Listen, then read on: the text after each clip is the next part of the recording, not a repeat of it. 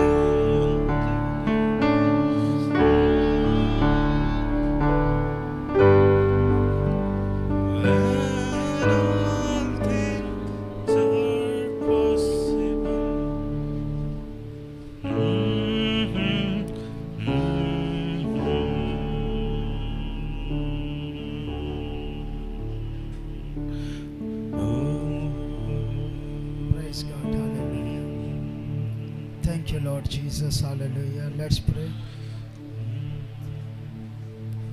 Thank you, Jesus. Hallelujah. Everyone stay in prayer. Hallelujah. Thank you, Lord. आइए अपने सरों को झुकाते अपनी आंखें बंद करते हैं।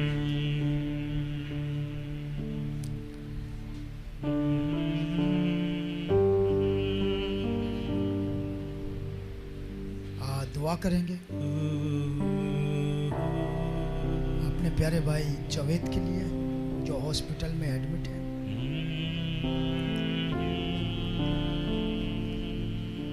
खुदावंद अपने बेटे को तंदुरुस्ती दे और रहम करे। भाई ताहिर के बेटे के लिए दुआ करेंगे।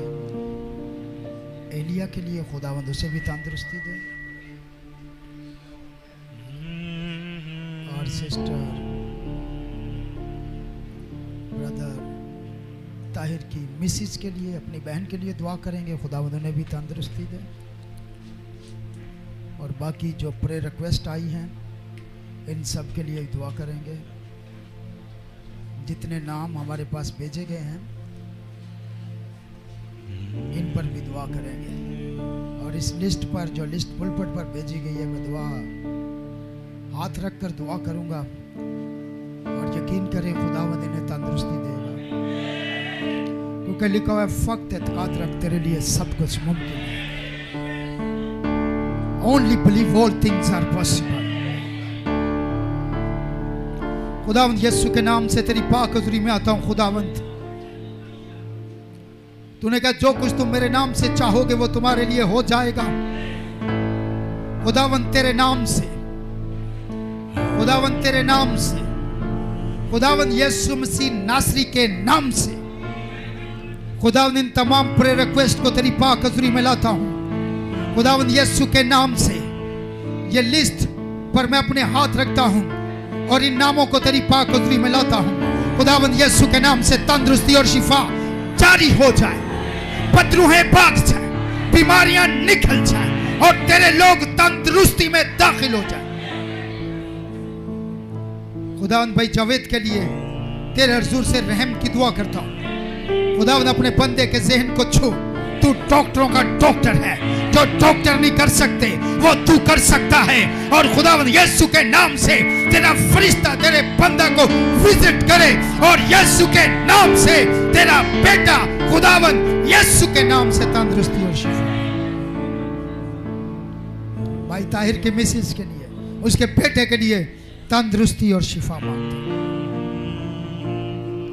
खुदा उन कलीसिया में जो कोई बीमार है उसके लिए भी दुआ करता हूं, यीशु के नाम से अपने लोगों को तंदुरुस्ती और शिफा दे।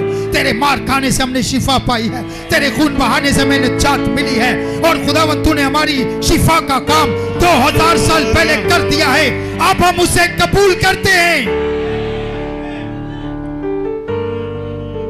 और जहां जहां ये आवाज जा रही है, जितने लोग दुनिया में हमें सुन रहे हैं, खुदावंद अगर कोई बीमार है, अगर कोई परेशान है, अगर कोई बदरो गिरफ्ता है, अगर कोई बेरोजगार है, अगर कोई बीमारी में मुब्तला है, यीशु के नाम से खुदावंद अभी इसी घड़ी जो भी इस आवाज को सुन रहा है, यीशु के नाम से तंदुरुस्ती और शिफा जाए। खुदावंद मैं उनके लिए शिफा मांगता हूं, उनकी जिंदगियों में से परेशानियां खत्म कर, मुश्किलात दूर कर दे। खुदावन तू जिंदा खुदा है, तेरी कब्र आज भी खाली है, इसका मतलब है तू जिंदा है, और जिंदा खुदा इस जगह पर मौजूद है, हर जगह पे मौजूद है। जहां जहां ये आवाज सुनी जा रही है, जहां जहां इस वक्त हमें देखा जा रहा है, तू उस जगह पर मौजूद है। खुदा मैं तेरे नाम से मिन्नत करता हूं, उन्हें विजिट कर, यीशु के नाम से उन्हें तंदुरुस्ती दे, शिफा जारी हो जाए। खुदावन तेरे लोग गवाही देने वाले हों, खुदावन तेरे लोग यीशु के नाम से गवाही देने वाले हों। नबी ने कहा ईमान के साथ अपनी शिफा को कबूल करो, यकीन करो कि तुम्हें मिल गया है तो मिल जाएगा। शक ना करें, शक आपकी शिफा को खत्म कर देता है। Only believe. खुदावंद एक एक जान बदन को छू और ब्लेस कर। आज सुबह खुदावंद हम सब की दुआ को सुन और कबूल फरमा, खुदावंद यीशु के नाम से, आमीन।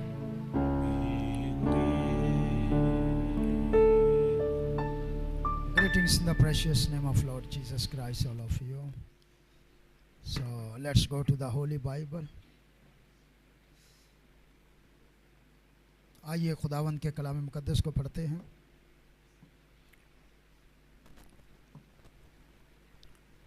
पतरस का पहला खत, 1 Peter chapter number 5, and I would like to read from verse number 5 and 6. कलाम अक़दस में मरकूम है पहला पतरस 5वां बाब और उसकी 5वीं आयत, 1 Peter 5:5। ऐ जवानों, तुम भी बुजुर्गों के ताबे रहो, बल्कि सब के सब एक दूसरे की खिदमत के लिए फरोतनी से कमर बस्ता रहो, इसलिए कि खुदा मगरूरों का मुकाबला करता है मगर फरोतनों को तौफीक बख्शता है। बस खुदा के कवी हाथ के नीचे फरोतनी से रहो, ताकि वो तुम्हें वक्त पर सर बुलंद करे। सब कहेंगे आमीन। तशरीफ रखें। आज का उन्वान है हम्बल थायसेल्फ। नबी का मैसेज है, अपने आप को फरोतन बनाओ।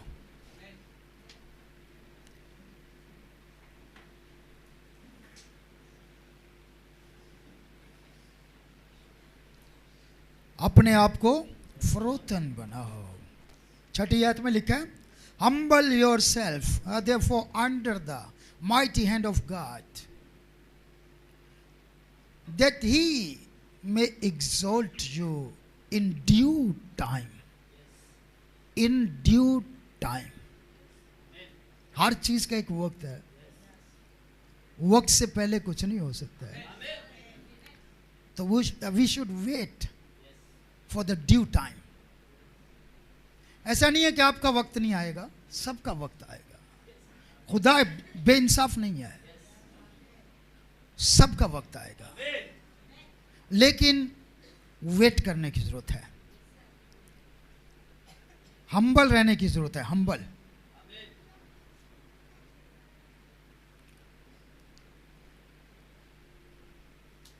बस खुदा के कवि हाथ के नीचे फरोतनी से रहो ताकि वो तुम्हें वक्त पर क्या करे, सर बुलंद करे। अब फरोतनी के ऑपोजिट क्या है? फरोतन किसको कहते हैं? What is the meaning of the humbleness, meekness? फरोतन या खाकसार किसको कहते हैं? सुने, हम्बल या फरोतन या खाकसार या आजिज एक ही बात है।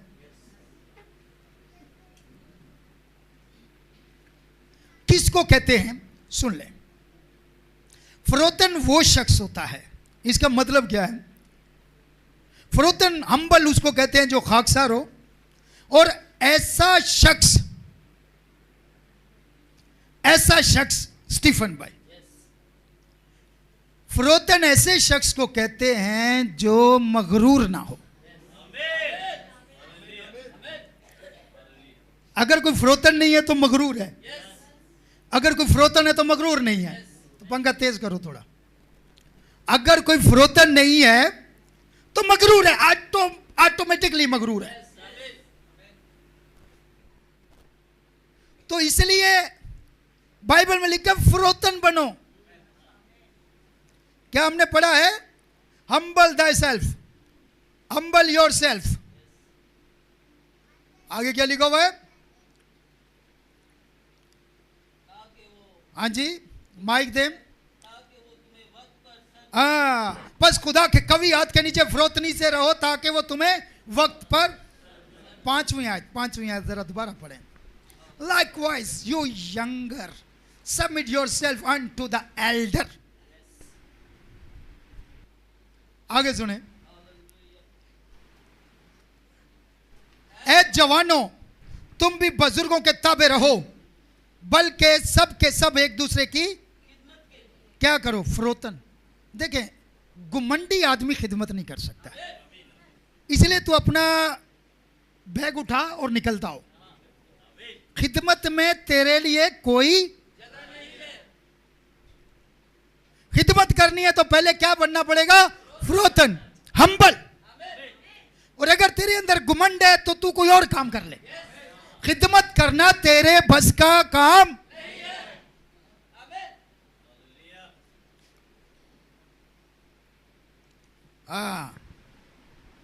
और खिदमत किसकी करनी है? मैं खुदा की खिदमत कर रहा हूं, मैं खुदा। वो खिदमत एक दूसरे की करनी है। यस, आमीन।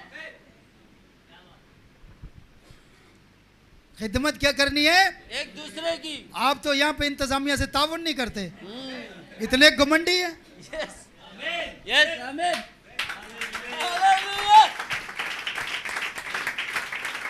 करने इबादत आए हैं, गिरजे में आए हैं। गिरजे का मतलब है गिरजा। और तू सर उठा के आ रहा है, तू आ कहां रहा है? और तेरी बॉडी क्या बता रही है? तेरी लैंग्वेज क्या बता रही है? तेरी बॉडी लैंग्वेज क्या बता रही है? तेरी हरकतें क्या बता रही है? नहीं, मेरी मर्जी, जहां मेरा दिल चाहे मैं बैठूंगा, मैं नहीं हिलूंगा। ओ गमंडी की औलाद, तू कभी बरकत नहीं पाने वाला है। मैं नहीं कह रहा, बाइबल कहती है।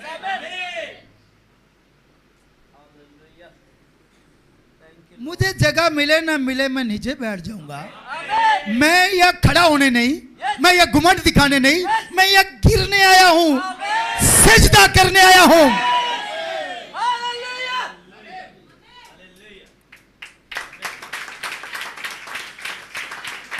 गिरजा में आया हूं, गिरजा। आप समझ लगी? खिदमत किसकी करनी है? एक दूसरे। पढ़ो पढ़ो पढ़ो पढ़े। हम तो बात ही वो करते हैं जो बाइबल में लिखी है। यस, आमीन। पढ़े जी। ए जवानों, सुन लो, एज जवान में ज्यादा घमंड होता है, बहुत अकड़ होती है, बहुत। एक मिनट में तप जाते हैं। 1 मिनट में तड़प जाते हैं। बुजुर्ग फिर भी बेचारे तहम्मुल करते हैं, यकीन जाने वो बर्दाश्त कर जाते, पी जाते हैं।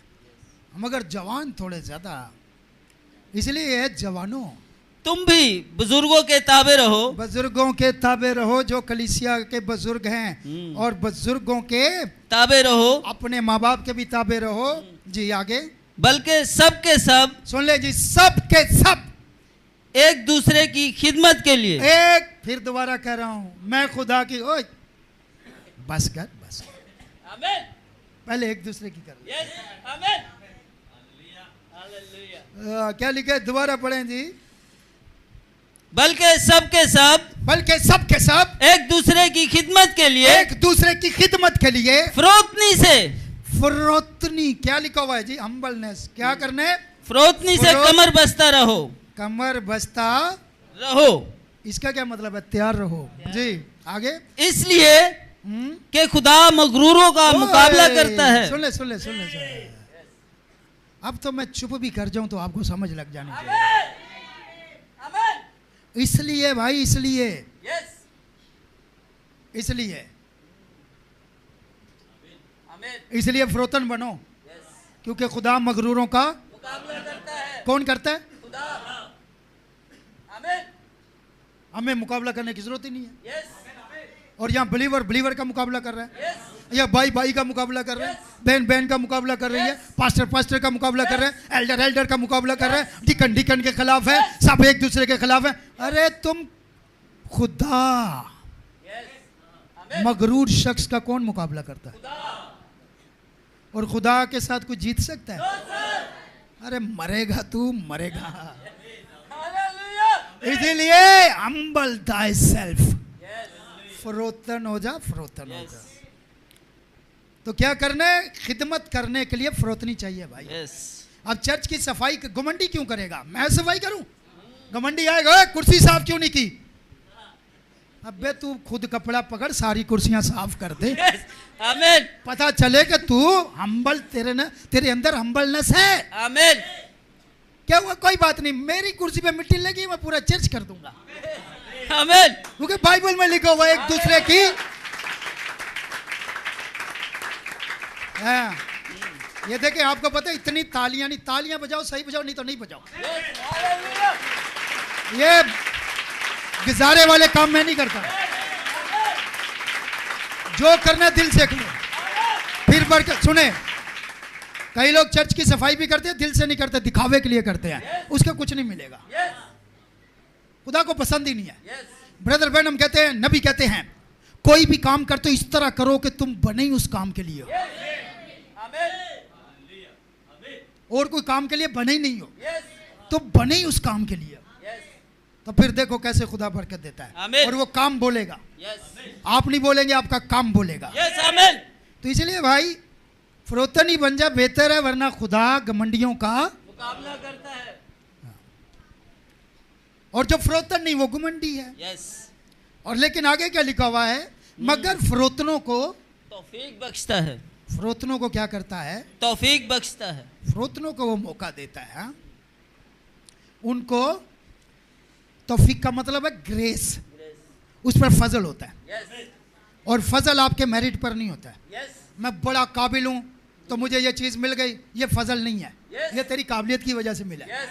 और अगर तू काबिल नहीं है और तुझ पर फजल हो जाए और तुझे वो चीज मिल जाए, तो इसको कहते हैं ग्रेस। समझ लग गई है ना आपको? आमीन। तो घमंडी लोग जो हैं खुदा को पसंद नहीं है। देखे, एक शख्स शराब के नशे में होता है और एक घमंड के नशे में होता है। यस। नशा तो सारे ही करते हैं, यस। किसी को पैसे का नशा है, किसी को हुस्न का नशा है, किसी को ओहदे का नशा है, किसी को तालीम का नशा है, किसी को अपने लिबास का नशा है, किसी को शराब का नशा है, किसी को चर्च का नशा, सब नशे में है, मगर हमें कलाम का नशा है।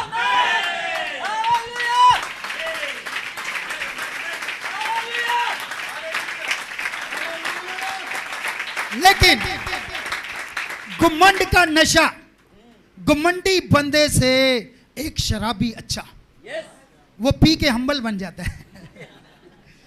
Praise the Lord, God bless you. बनता नहीं बनता, देखो जिनका तजर्बा उनको पता है। क्यों सर, ऐसे ही है ना। माँ को उठा लेगा। ब्रदर ब्रैनम कहते हैं मदर्स डे के अंदर एक मैसेज में ब्रदर ब्रैनम कहते हैं कि एक माँ थी तो वो आकर रो रही चर्च में, तो वो कहती है मेरा बेटा बदल जाए, मेरा बेटा शराबी है। तो ब्रदर ब्रैनम कहता है कि वो उसका बेटा करता क्या है, हालांकि उसके अपने भी बच्चे हैं। तो कहता है वो आकर जब भी वो नशे में होता है अपनी माँ को उठा लेता है, उससे प्यार करता है। और एक घमंडी, मैं बड़ी दुआएं करता हूँ, मैं बड़े रोजे रखता हूँ, और माँ को गालियां देता है, माँ की खिदमत नहीं करता है, माँ बाप को पूछता नहीं है।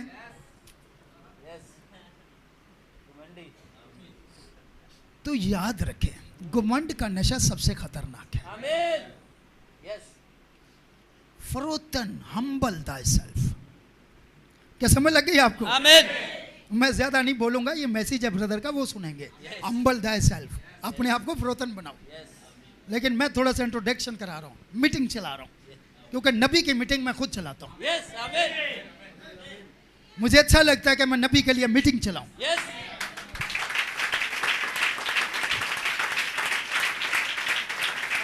ब्रदर ब्रैनम हमारा पास्टर है, मैं जूनियर पास्टर, असिस्टेंट पास्टर हूं। हमारे चर्च का मेन पास्टर जो है वो ब्रदर ब्रैनम है। हालेलुया। तो मैं असिस्टेंट हूं भाई, मैं तो रास्ता तैयार करने वाला। हालेलुया। किसी को जो भी कहना बोलो। ना तेरे लिए हम इबादत करते हैं, ना तेरे लिए हम ब्रदर को मानते हैं, ना तेरे लिए हम मैसेज पढ़ते हैं। हम अपने लिए पढ़ते हैं, अपने लिए इबादत करते हैं, अपने लिए हमने नबी को चुना है।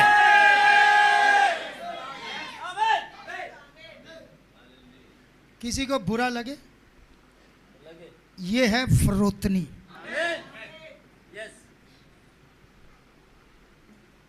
हाँ, चलें आगे चलते हैं, फिर मैं इसको खत्म करता हूं। तो ये याद रखना, घमंड का नशा बड़ा खतरनाक है। और सुने, जो घमंडी आदमी होता है ना, उसका दिल छोटा होता है, उसका दिल बड़ा नहीं होगा।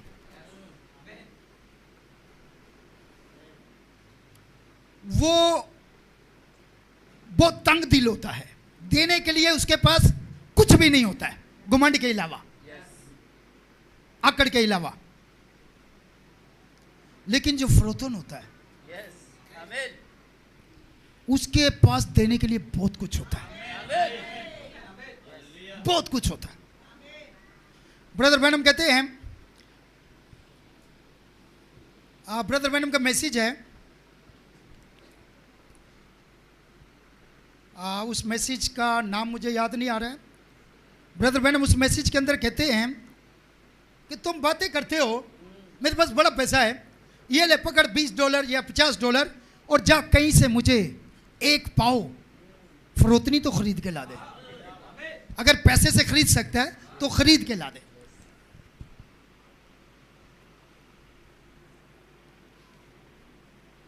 एक कामिल इंसान का कदो कामत उस मैसेज के अंदर कहते हैं। एक कामिल इंसान का कद, उस मैसेज में ब्रदर ब्रैनम कहते हैं कि ये ले पकड़ और मुझे ला $100 ले और मुझे एक पाव सब्र तो ला के दे कहीं से। इसका मतलब क्या है कि एक फरोतन आदमी के पास जो दौलत है वो उस दौलत से बड़ी है जो घमंडी के पास है। तो घमंडी इंसान के पास देने के लिए कुछ नहीं होता है, लेकिन फरोतन इंसान के लिए देने के लिए बहुत कुछ होता है। एक हवाला पढ़ दे, मैं खत्म करने लगूं। मत्ती 11 बाप और उसकी 28 और 29 आयत पढ़ दे जी। मेरे आका ने क्या फरमाया सुने, यीशु मसीह ने क्या कहा है। मत्ती की इंजील 11 बाप और उसकी 28 और 29 आयत में यो लिखा हुआ है, हाँ जी, हालेलुया। कम अनटू मी ऑल ऐ मेहनत उठाने वालों और बोझ से दबे हुए लोगों, सब मेरे पास आओ। मेहनत उठाने वालों मेरे पास आओ, मैं तुमको आराम दूंगा।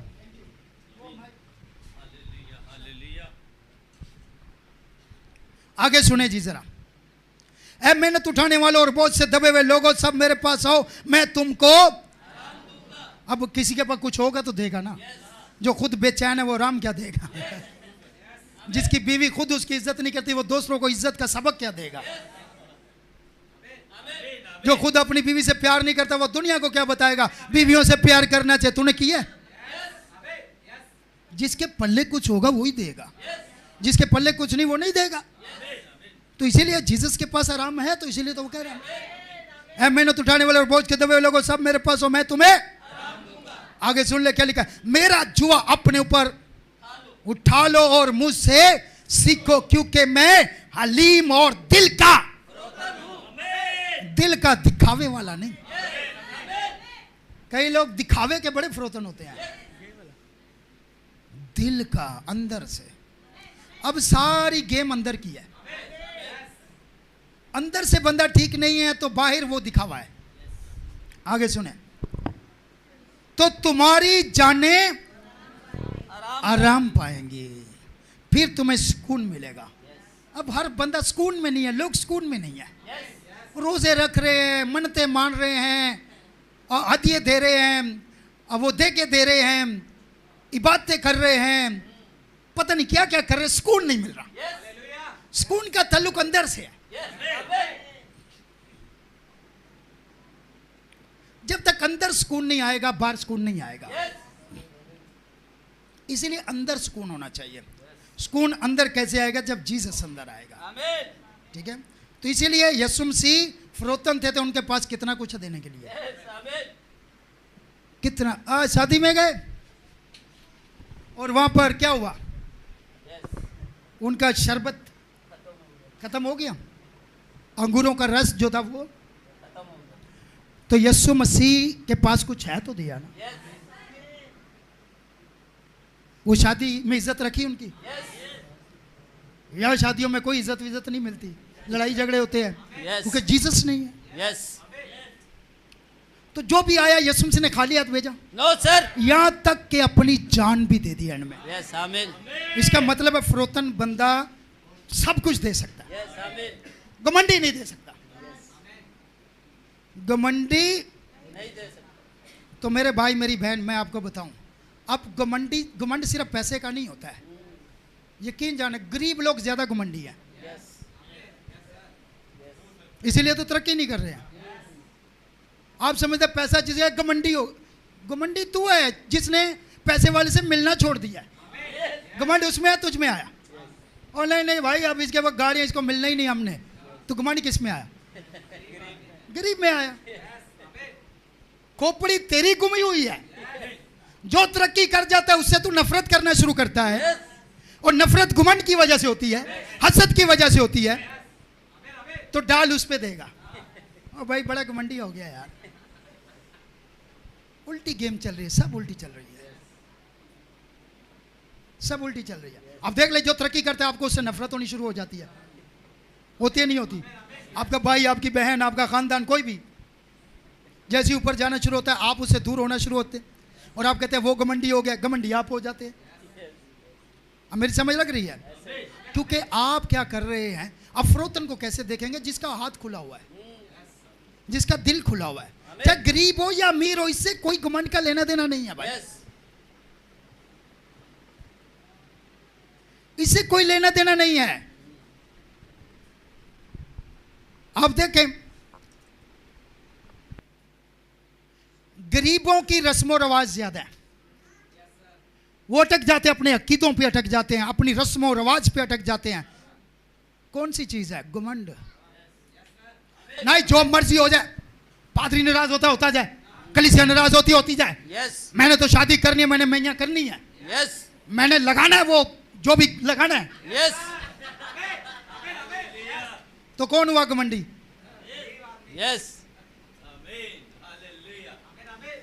थोड़ा सा जो ऊपर है ना, पढ़ा लिखा है, या थोड़ा ऊपर चला गया, या हमारी पढ़े लिखे का मतलब है जो समझ गया है। डिग्री की बात नहीं कर रहा, पढ़े लिखे बड़े जाहिल है। वो जो समझ गया है, आमीन। जो इस कैद से निकल गया है, Yes. जो इस चुंगल से निकल गया है, Yes. जो गुलामी से निकल गया है। यस मैं उसकी वो बोले दफा करो यार, नुकसान है, यस ना खुदा खुश ना मैं खुश, पैसा भी जाया। Yes. तो मुझे नहीं ये करना है, ये फरोतन है। यस और जो अटक जाए, जो मर्जी हो जाए, मैंने माइया करनी है। तो फिर कौन कौन घमंडी हुआ? यस अरे भाई कौन हुआ? जिसने बोला मैंने माइयां करनी है। समझ लगी आपको? आमीन।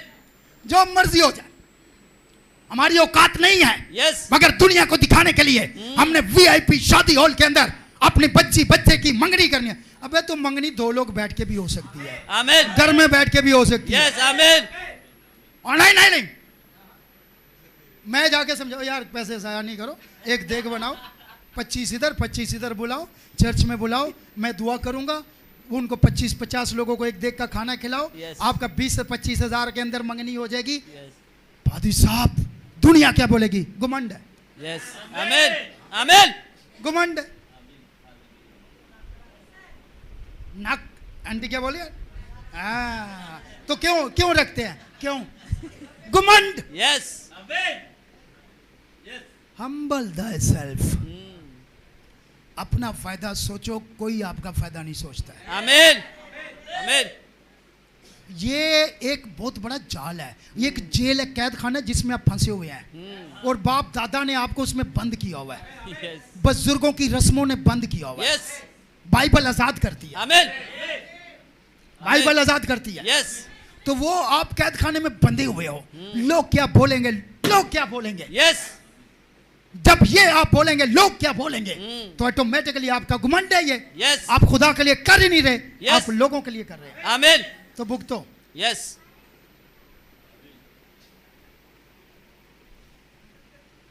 अब पता लगा घमंडी क्या होता है आमीन और फरोतन क्या होता है। आमीन। फरोतन वो है जो अपना फायदा और दूसरों का फायदा सोचे। आमीन। घमंडी वो है जो अपना भी नुकसान करे और दूसरों का भी नुकसान। यस खत्म करने लगाओ। जब मुट्ठी बंद होती है, देखिए जीसस फरोतन था, दिल का Yes. सब कुछ दे दिया। यस जब मुट्ठी बंद है, ये देखें, ये गिलास है, ये गिलास पड़ा हुआ है। अब मेरी मुट्ठी बंद है, मैं इसको पकड़ सकता हूँ? नो सर मेरी मुट्ठी बंद है, मैं इसको पकड़ सकता हूँ? नो सर मेरी मुट्ठी बंद है, ये मोबाइल पड़ा हुआ, मैं पकड़ सकता हूँ इसको? नो सर मेरी मुट्ठी बंद है, मैं इनका हाथ पकड़ सकता हूँ? नो सर मैं आपका हाथ पकड़ सकता नो हूँ? सर। याद रखें, जिसकी मुट्ठी बंद है ना, उसकी तरक्की रुकी हुई है, यस आमीन। यस और जिसकी मुट्ठी खुली है ना, जिसकी मुट्ठी खुली का समझ रहे हैं? यस कोई बात नहीं, खाना खाओ, पानी पीना, कोई बात नहीं, चंदा या 10 रुपए चंदा डाल के मुट्ठियां बंद करके बैठे हुए तो, यस और माइयों पे 5 लाख यस लगता नहीं लगता? यस खुदा के लिए मुट्ठी बंद है। फरोतन बनो, फरोतन। ये हम उसके बाद 2 ही दमड़ियां उसने डाल दी, यहाँ दही की खा के बैठे हुए हैं, तो कोई बात नहीं, तेरा माइयों पे निकलेगा यस आमीन। या बरसियों पे निकलेगा तो सही, यस यस या हॉस्पिटल में निकलेगा, कहीं ना कहीं तो निकलेगा, यस आमीन। क्योंकि तूने खुदा के काम के लिए मुट्ठी बंद की हुई है। यस इसलिए मुट्ठी बंद है, कुछ भी तेरे आ नहीं रहा है। Yes. मुट्ठी खुली होगी तो आएगी, आमीन। मुट्ठी खुली होगी तो बरकत आएगी। आमीन। बाइबल मुकद्दस में लिखा है, खुदा अपनी मुट्ठी खोलता है आमीन। और सब जानदारों को शेर और हालेलुया। असूदा करता है। हालेलुया आमीन।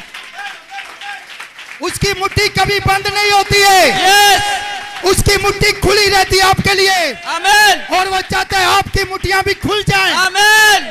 ताकि आप तरक्की कर सकें। यस क्या आप यस समझ लग गई? आमीन। हाँ, इसीलिए देखें, खुदा के लिए बेस्ट करो। यस 10 रुपए आपका बच्चा नहीं लेता है, यस फकीर समझा हुआ है खुदा को, नहीं दो, संभाल के रखो। Yes. नहीं चाहिए खुदा को पैसा, मुहताज है क्या पैसों का वो? No sir. क्या अभी भी 2026 में 10 रुपए डाल रहे हो? शर्म नहीं आती? ना डालो। यस मैं तो मना करूं, नहीं दो। यस देना है तो फिर उसको जो उसकी वैल्यू है, आमीन आमीन जो उसकी वैल्यू, जो वो चाहता है। आपका पैसे से ज्यादा वो आपका दिल चाहता है। आमीन। पहले दिल, जब दिल हम्बल हो जाएगा ना, तो फिर खुदा के लिए दिल खुल जाएगा तो सब कुछ आमीन। खुल जाएगा। आमीन। इसीलिए बहुत सारे लोग हैं, उनके दिल मुट्ठी बंद है, कुछ भी नहीं मिलेगा। इसलिए मुट्ठी खोलें। और मुट्ठी कब खुलेगी? जब हम्बल हो जाएंगे। आमीन। आइए नबी का मैसेज सुनते हैं। हम्बल दाई सेल्फ, क्या कमाल मैसेज है। अपने आप को फरोतन बनाओ यार, जिंदगी बदल जाएगी। So without any further hesitation of me, I'm just going to turn the pulpit over to him.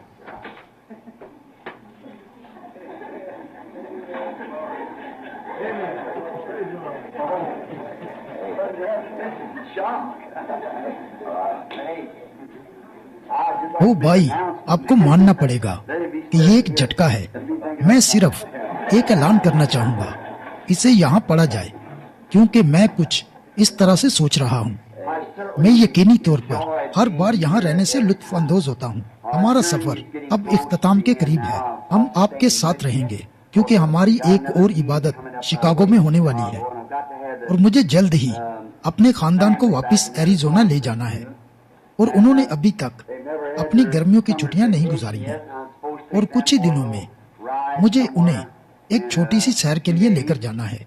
और शायद मैं एक दिन या फिर एक इतवार मौजूद नहीं होऊंगा और फिर उसके अगले हफ्ते मैं शिकागो से आगाज करूंगा। फिर मुझे पीर के दिन सीधा वापस आना होगा और इन्हें एरिजोना ले जाना होगा। और अब मुझे इतवार की सुबह आकर वो वक्त लेना अच्छा नहीं लगता और सब लोग ताज़ा दम होते हैं। इतवार की रात तक अमूमन आप सब थक जाते हैं और आराम करने की कोशिश करते हैं। ऐसा इतवार की रात को होता है। और फिर इतवार की रात की इबादत अपने पास्टर को देना, ये कुछ ठीक नहीं है, लेकिन मुझे ये करना अच्छा नहीं लगता।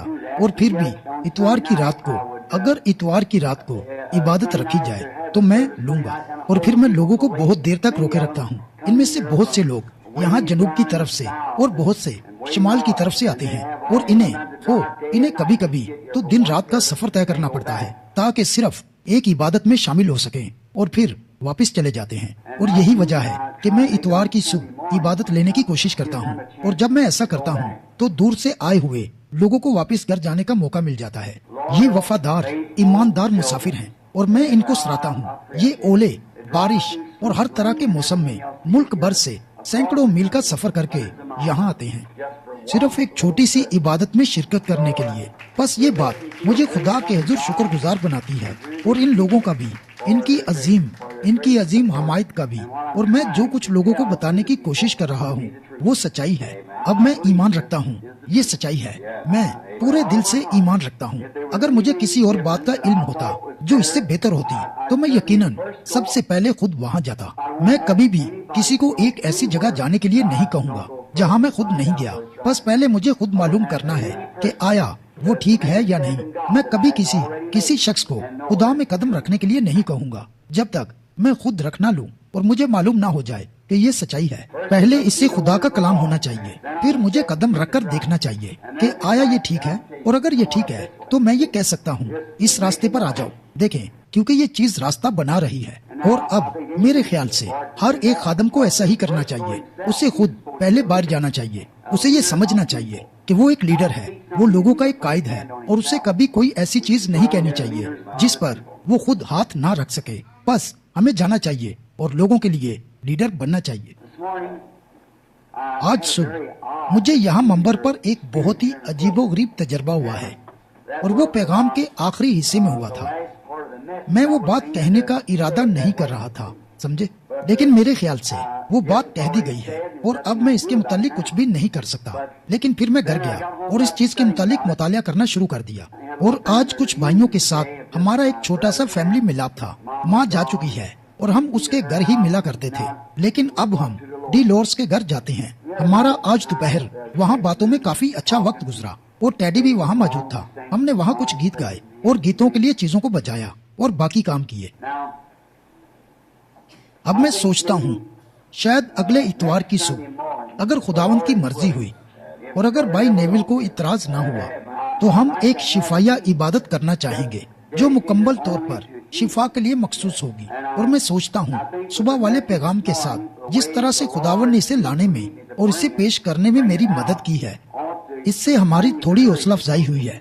गौर करें ताकि पूरे तौर से ईमान रखा जाए। हम इधर उधर घूमते हैं और हम मुख्तलिफ चीजें लेकर उन पर बातें करते हैं, लेकिन जब मुकाबले का वक्त आता है तो फिर ये कुछ मुख्तलिफ होता है। जैसा कि किसी ने मुझे बताया, मेरे ख्याल से ये पीछे वहाँ बाई हैं, जो मुझे एक छोटी सी कहानी बता रहे थे जो एक आदमी के मुतालिक थी, एक मुनाद के, और उसकी ये किसी तरह से उसकी कलीसिया के मुतालिक थे। उसने कहा वो एक लकड़ी पर भी चल सकता है। उसने कहा पास्टर, यकीनन खुदावंद आपके साथ है। उसने कहा जब मैं उस पार जाता हूँ तो मैं अपनी पीठ पर तना बांध लेता हूँ, यकीनन खुदावंद आपके साथ है। और उसने जाकर ये काम किया। उसने कहा मैं एक दरख्त पैक कर सकता हूँ और एक ही वक्त में एक पहिए वाली गाड़ी को पार ले जा सकता हूँ। यकीनन पास्टर, खुदावंद आपके साथ है, आपका ईमान कुछ भी कर सकता है। उसने कहा मैं तुम्हें भी एक पहिए वाली गाड़ी पर दरख्त के तने के साथ ले जा सकता हूँ। उसने कहा अब जरा एक मिनट ठहरें, समझे, जब आप खुद इसमें शामिल होते हैं तो ये कुछ मुख्तलिफ होता है, समझे। अब ये बहुत अच्छा है अगर हम यहाँ आमीन कहते हैं। आमीन हमारे लिए कहना बहुत अच्छा है, मेरा ईमान है, ये सच्चाई है। लेकिन फिर इसे अमली जामा पहनाएं, आपको इसे अमल में लाना है। जैसे मैं आज सुबह ये बात कर रहा था, लोग पतरस के साए में पड़े होते थे और उन्होंने कभी दुआ की दरखास्त नहीं की थी। मैं ये देखने के लिए बहुत से घरों में गया हूँ। मैं जाने से पहले दुआ करता हूँ और फिर मस्सा के साथ वहाँ जाता हूँ और वहाँ जाकर मैं लोगों के लिए दुआ नहीं करता हूँ। और जब मैं वहाँ से बाहर निकलता हूँ तो वो शिफा पा चुके होते हैं, समझे। गौर करें, ये दुरुस्त है। मैंने ऐसा होते हुए कई बार देखा है, समझे। तुम्हें अपना ईमान रखने के लिए कोई जगह तो चाहिए, तुम्हें इस पर यकीन रखना होगा। और मुझे यकीन है कि वो वक्त करीब आ रहा है और अब है। जहाँ तक मुझे मालूम है शायद ये इबादत टेप नहीं हो रही है। हो सकता है खुद के लिए वो एक छोटी सी टेप बना लें, लेकिन ये टेप पूरे मुल्क में जाने के लिए नहीं है। यही बात मैं आज सुबह कर रहा था, जिसकी वजह से हम ठीक अरूज तक पहुंच चुके हैं। और यही वजह है कि मैं अगले इतवार की इबादत बतौर एक शिफाया इबादत लूंगा, क्योंकि जब से मैं घर आया हूँ मैंने आपको रोयाओं के मुतालिक बताया है और जो कुछ भी हुआ है और बाकी बातें बताई हैं और इसे फौरन सामने लाया हूँ। मैंने ये सब कुछ क्यों किया है और फिर आज सुबह मैं इसे ठीक आखिरी खिंचाव पर ले आया था। अब वक्त आ चुका है कि मैं अपने आप को खुदा के हवाले कर दूं। ये खुदा का वक्त है कि वो मुझसे बात करे। देखें, मेरी जिंदगी में थोड़ी सी तब्दीली होनी चाहिए। देखें, मैं ऐसा नहीं सोचता हूँ कि मैं एक बुरा आदमी हूँ, लेकिन मैं महसूस करता हूँ कि मुझे लोगों के थोड़ा और करीब होना चाहिए, समझे। उन लोगों के जिन्हें मैंने अंजील की सच्चाई बताने की कोशिश की है, लेकिन वो इसकी तरफ से पीठ फेर लेते हैं और चले जाते हैं और इस पर हंसते हैं। अब मेरे नजदीक ऐसा लगता है ये एक तौहीन है। मुझे अपने लिए कोई परवाह नहीं, लेकिन उन बातों के मुतालिक जो मैं कह रहा हूँ वो सच है, जिनसे मैं उनकी मदद करने की कोशिश कर रहा हूँ। मिसाल के तौर पर एक कश्ती को धकेलता हूँ और कहता हूँ ये लें, ये मौजूद है, पार चले जाएं, यहाँ इस बढ़ती हुई नदी से निकलें, वरना आप मर जाएंगे, आप यहाँ मर जाएंगे। लेकिन वो फक्त हंसते हैं और इसे नजरअंदाज कर देते हैं। खैर, मेरे मुताबिक मुझे लगता है अगर वो इसे नजरअंदाज कर देते हैं तो फिर मैं इसके मुतालिक कुछ भी नहीं कर सकता, समझे। मैं इसके मुतालिक क्या कर सकता हूँ, लेकिन मैं अब भी किनारे पर जाना चाहता हूँ और उन्हें राजी करना चाहता हूँ। वापिस आ जाओ। देखें, मुझे ये एहसास होना चाहिए। देखें, क्योंकि मैं जानता हूँ कि वहाँ कोई है जो अभी तक नहीं आया है और मैं तब तक मछली पकड़ता रहूंगा। उसने कहा है जब तक आखिरी मछली पकड़ी नहीं जाती। मैं बस यही करना चाहता हूँ। अब ऐसा करने के लिए मैं दुआया इबादत में कुछ होने की तवक्को कर रहा हूँ, कुछ। और आप में से बहुतों को आखिरी खिंचाव की रोया याद है, बल्कि तीसरे खिंचाव की। आपको याद है इससे पहले कुछ हुआ था। मैंने उस रोशनी को उतरते देखा, ठीक उस जगह जाते देखा और कहा मैं तुझे वहां मिलूंगा।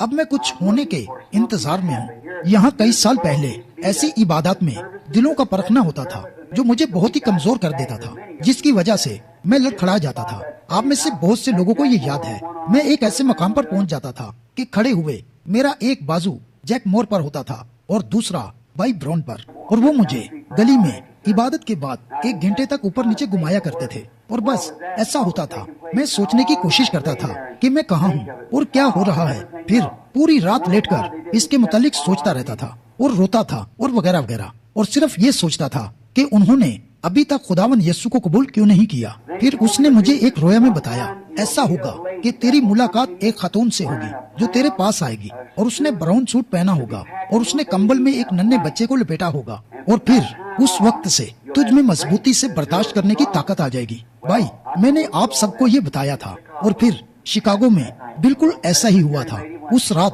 वो प्रेस्बिटेरियन खातून आई थी और उसके अपने पास्टर ने उसे उसके बच्चे के साथ भेजा था और मेरा ख्याल है वो उसका भाई था या उनमें से एक डॉक्टर था। उसने कहा था कादरे मुतलिक खुदा के छूने के सिवा इस बच्चे के पास और कोई उम्मीद बाकी नहीं है। वो गया, खातून गई और अपने पास्टर को बताया। उसके पास्टर ने कहा मैं इस काम के लिए अहल नहीं हूँ। उसने कहा मैं इलाही शिफा का काम नहीं करता क्योंकि ये मेरे पास नहीं है, मेरे अंदर इतना ईमान मौजूद नहीं है। बस ऐसा करने के लिए ईमान की जरूरत है। अब ये ठीक ईमानदारी की बात है, समझे। उसने कहा मेरे पास ये चीज मौजूद नहीं है। उसने कहा लेकिन मैं भाई ब्रहनम की एक इबादत में गया था और मैं आपको मशवरा देता हूँ कि आप बच्चे को वहाँ ले जाएं। और डॉक्टर ने जवाब दे दिया था और वो बच्चा मरने वाला था। और ये बेचारी खातून वहाँ आ गई जहाँ मेरी एक इबादत हो रही थी, उन छोटे कैथोलिक बच्चों के लिए जो वहाँ उस स्कूल में जल गए थे। आप जानते हैं, बस आपको याद है ये कब हुआ था। हम वहाँ इबादत कर रहे थे और ये बेचारी खातून सामने की जानिब से प्लेटफॉर्म पर आ रही थी और इसने ब्राउन सूट पहना हुआ था। मेरी बीवी और मैं वहाँ बैठे हुए थे और मैंने कहा, मैं मुड़ा और निगाह की। बस मैंने अपने चुगिर्द निगाह की और देखा कि वो वहाँ खड़े हुए हैं या नहीं। और ऐसा हुआ कि मेरे सामने आने से पहले मुझे यकीन है कि बिली पॉल और वो बात कर रहे थे, या शायद बीवी और उनमें से कुछ उस औरत से बात कर रहे थे जो छोटे बच्चे के साथ आई थी। और वो खातून प्लेटफॉर्म पर आ गई और पाक रूह ने सब कुछ जाहिर कर दिया। उस बच्चे को ऐन उसी वक्त शिफा बख्श दी। मैं वहाँ से चला गया और तब से लेकर आज तक मैं परेशान नहीं होता हूँ। देखें, ये चीज मुझे अब परेशान नहीं करती है और मैं आगे और आगे बढ़ता जा रहा हूँ। अब मैं कुछ होने की तवक्को कर रहा हूँ ताकि ठीक इसी निशान से तीसरे खिंचाव का आगाज करूँ, समझे। और शायद अगले इतवार की सुबह की इबादत में शायद ये जाहिर हो जाए। मैं ये नहीं जानता हूँ। मेरा ख्याल है हमें अपने लोगों को ये बताना होगा कि बीमार लोगों को लेकर आएं। अब शिफा या इबादत के लिए हमें ज्यादा वक्त बीमार लोगों के लिए सर्व करना होगा। अपने बीमार लोगों को साथ लेकर आएं और उन्हें इतवार की सुबह जल्दी लेकर आएं, तकरीबन 8 या 8:30 बजे तक। और दरवाजे पर आते ही हम उन्हें एक दुआया कार्ड दे देंगे। बहरहाल वो ऐसा करते हैं और फिर हम दुआया कतार बनाकर बीमारों के लिए दुआ करेंगे और देखेंगे कि रूहुल कुद्दस क्या करता है। मेरा ईमान है वो अजीब काम करेगा अगर हम उस पर ईमान रखेंगे, समझे। लेकिन ऐसा करने के लिए हमें उस पर ईमान रखना होगा और वो भी पूरे दिल से। और मैं समझता हूँ कि वो अजीम घड़ी आ पहुँची है कि खुदा ऐसा करे। और इसके मुतालिक आज सुबह हम बात कर रहे थे कि उसने हमें बहुत कुछ दिखाया है और वो हमें एक ऐसे खास मकाम पर ले आया है ताकि हम उस छोटी पहाड़ी को धक्का लगाएं और बस हमें यही काम करना है। फिर वो आगे बढ़ती जाएगी, समझे। वही कुछ हो रहा है जैसा कि पहले था, बिल्कुल वैसा ही है। परखने के वसीले और नबूवत के वसीले हो रहा है ताकि गौर किया जाए। मैं कैलगरी में खड़ा हुआ था। मैं माजरत चाहता हूँ। ये क्वीन सिटी रिजेना में हुआ था और अर्न बॉक्स्टर और हम में से बहुत से वहाँ खड़े हुए थे। और खुदावन ने ठीक पुलपट पर खड़े हुए मुझे बता दिया, ऐसा होगा कि तू उनके दिल के ख्यालों को जान लेगा। और ये बिल्कुल हकीकत है और मैंने इसके मुतालिक इस अंदाज में कभी नहीं सोचा था। बस मैं उस रात प्लेटफॉर्म पर गया और मेरे साथ अन भी था और हमने बीमारों के लिए दुआ करना शुरू कर दी। और वहाँ एक आदमी आया जिसने अपनी पूरी जिंदगी ऐसे ही गुजार दी थी। पहली बार ऐसा हुआ था कि एक ही लम्हे में शिफा जारी हो गई थी। फिर मैंने जमायत की तरफ निगाह की और फिर जमायत और दीगर चीजें मेरे सामने आना शुरू हो गयी। जब हम उस दूसरी तरफ पहुँचेंगे, आधा तो अभी तक बताया ही नहीं गया उन चीजों के बारे में जिनसे होशियार रहना है और लोगों की जिंदगी में चीजें देखनी है। मैं इसके मुतालिक कुछ भी नहीं कहता, इसे अकेला छोड़ दें, समझे, जब तक मैं कुछ कहने पर मजबूर ना हो जाऊं। और अब मैं इसके बाद इस तरह शुरू करने के लिए मुतलाशी हूँ। देखें, खुदा अपने तरीके से, अपने खुद मुख्तार वक्त से इसे शुरू करेगा और ये होगा। ये एक और चीज होगी, जो चीज भी होगी इन दोनों में से आगे का रास्ता बनाएगी, समझे। और मैं ऐसा होने की तवक्को कर रहा हूँ। और हो सकता है, मैंने सोचा है कि मैं अगले इतवार एक छोटी सी शिफाया इबादत करूं। फिर उसके अगले इतवार मैं बच्चों के साथ सैर पर जाऊंगा क्योंकि उन्हें वापस जाकर फिर स्कूल जाना है। और वहाँ से अगले इतवार मैं शिकागो में हूँगा क्योंकि वहाँ इबादत का एहतमाम किया गया है। और फिर वहाँ से मैं अगले पीर आ जाऊंगा ताकि मंगल को एरिजोना के लिए रवाना हो सकूं और बच्चे स्कूल वापस जा सकें। खैर पास्टर साहिब, आपने क्या तलाश किया है? अच्छा है, ये बहुत अच्छा है। अब हम इसके मुतालिक सुनना चाहते हैं। बस अब खुदावंद आप सबको हकीकी तौर पर बरकत दे। और मैं उम्मीद करता हूँ कि मैं अगले इतवार आपको देखूंगा और बुध की रात को। और सुने, इन छोटे चर्चिस को मत भूले। जैसा कि by riddle, by Jackson, by Purnell और बाकी बाई हैं जो मैदान में मेहनत कर रहे हैं, समझे। और वो ऐसा महसूस करते हैं कि वो यहाँ अपने सिस्टर चर्च में हैं। आप गौर करें, हम इनके लिए एक छोटी माँ के ग्रोह की तरह हैं। यहीं पर इनका जन्म हुआ था, ठीक यहाँ पर इन पास्टरों का और बाकियों का। और यहाँ पीछे एक जवान साथी मौजूद है। इस भाई से मेरी मुलाकात गुज़िश्ता रात हुई थी। ये एलन है, ये जवान भाई एलन है। मैं उम्मीद करता हूँ भाई कॉलिंस भाई एलन से मुलाकात करेंगे अगर वो इन्हें नहीं जानते हैं। ये दोनों मेथोडिस्ट मुनाद हैं और इन्होंने कलाम की सच्चाई को देख लिया है जो कि मेथोडिस्ट चर्च की तंजीम है। और उस मेथोडिस्ट चर्च में बहुत अच्छे लोगों का एक ग्रोह है। ऐसा मत सोचे कि वो अच्छे भाई नहीं है, यकीनन वो है। कैथोलिक चर्च में भी काफी अच्छे लोगों का ग्रोह मौजूद है। प्रेस्बिटेरियन चर्च में भी अच्छे लोगों का ग्रोह मौजूद है। और जितनी जगह है वहाँ पर जो मर्द और खवातीन मौजूद हैं वो अपने रास्ते में रोशनी चमकने का इंतजार कर रहे हैं। आप बस मोहब्बत में और फरोतनी में रोशनी चमकाते रहें। आए अपने आप को फरोतन बनाने के वसीले खुदा के और करीब होते हैं, समझे। कभी न भूलें, वरना ये टैबरनेकल अपनी ताकत खो देगा। याद रखें, ये वो हदफ है जिसकी तरफ शैतान ने जहन्नुम की हर बंदूक को तरतीब देकर रखा हुआ है।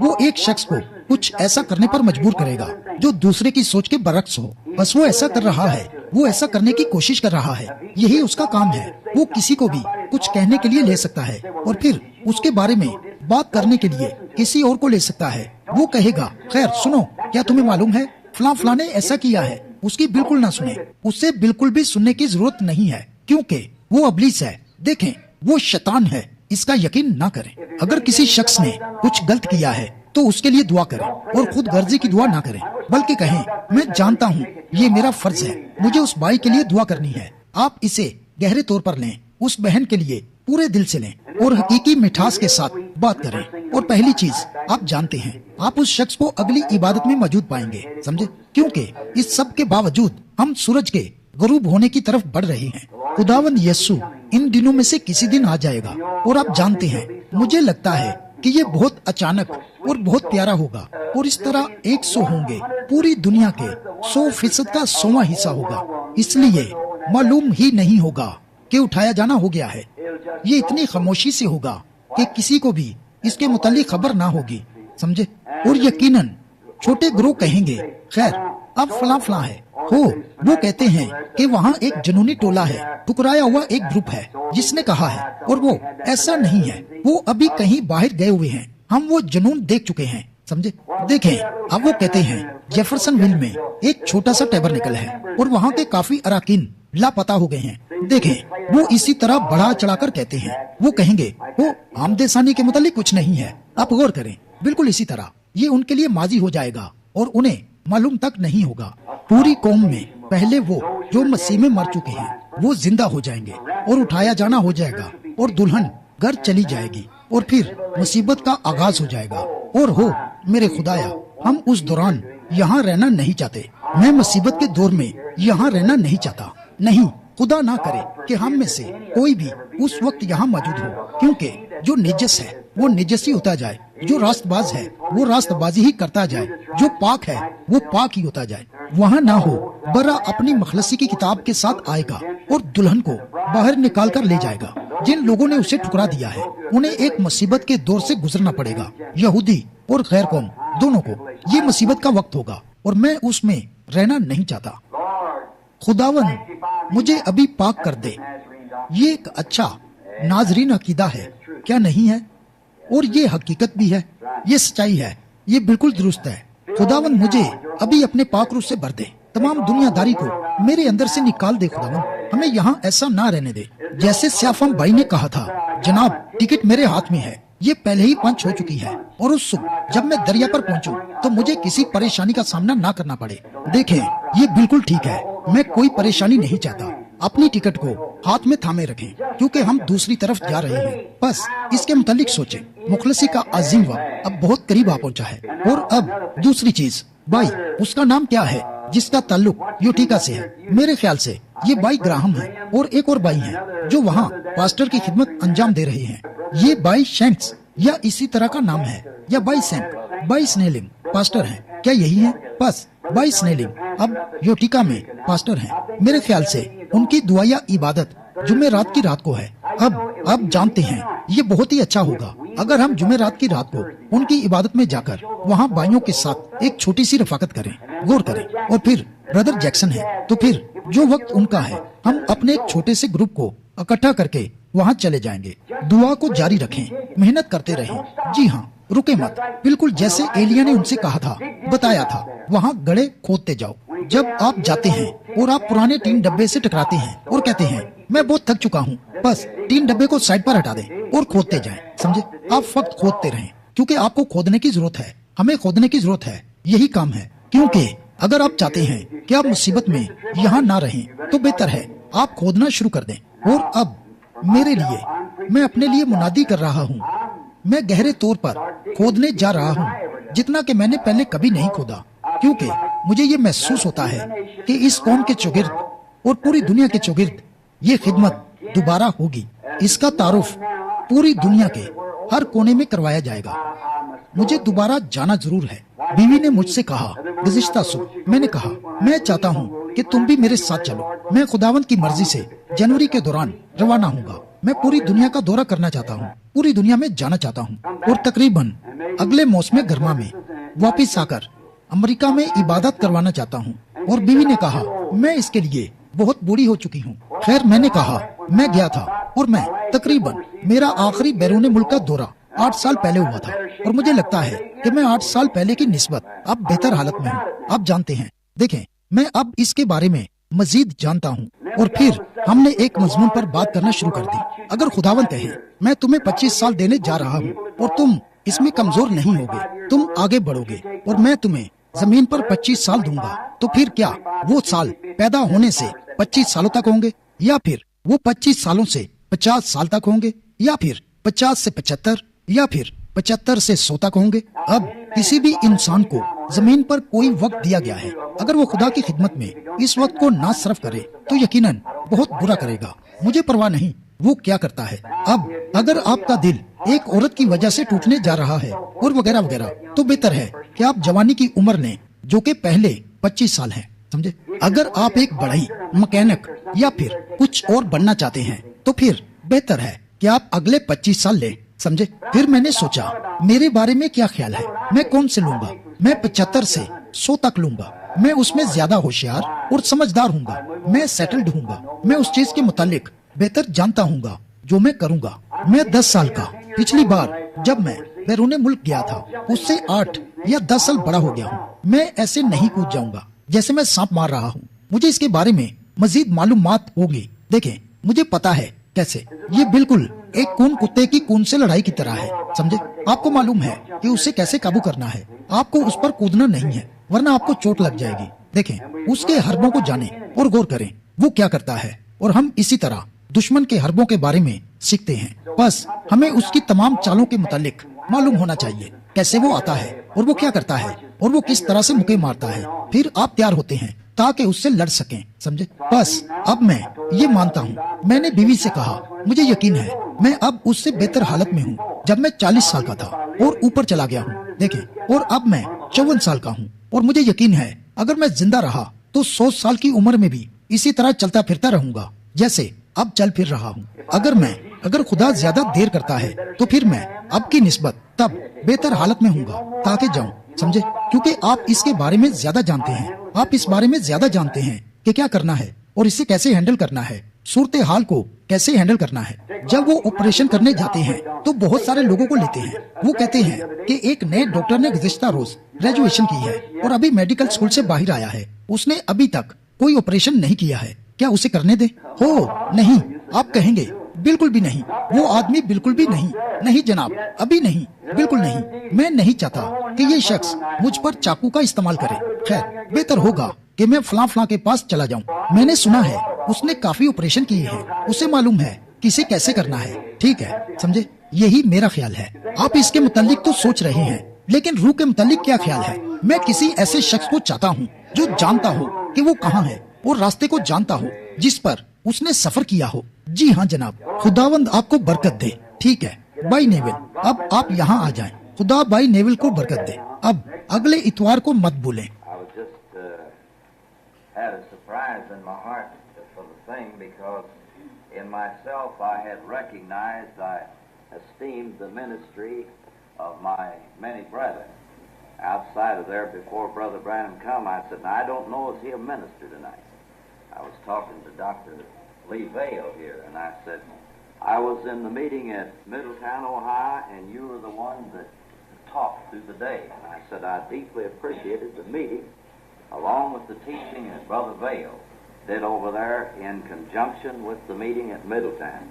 Yes. And I said, I esteem the servants of God, and one of us, I said, whoever preaches, it always does the other one good, because the ministry is all inspired by the same Spirit. Amen. And there isn't any selfishness or ambitiousness in me. And I delight to welcome the ministers of God, especially who are cooperating together with this and in it together with us. I delight to hear from them.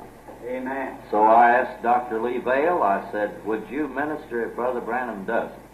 Now, Brother Branham didn't, he might have known this. No, he didn't say anything about it. And so I asked Brother Vale tonight if he would minister for us in case that Brother Branham didn't, because he's associated with him in the meetings, and he knows about this way, and we're glad to have Brother Vale. I appreciate him and respect him as well as I do any of the other ministers, and like I do all the others, and so if he will come tonight and speak for us, I'd be delighted to have him to do it. God bless, and let's pray for Brother Vale. Some of you have never heard him, and I trust that you'll pray for him. I apologize to the audience. I didn't know it was sitting there that this was fixed up. God bless you, Brother Dale. It wasn't fixed up. He said it didn't come. Good, that's fine. I can hear him myself. Brother Vale spoke many times ahead of me in the meetings and so forth. He managed the meetings for a long time. And it's fine, Brother, done a swell job. And I'm sure this audience is always glad to hear Brother Vale when he speaks. Lord bless Brother Vale.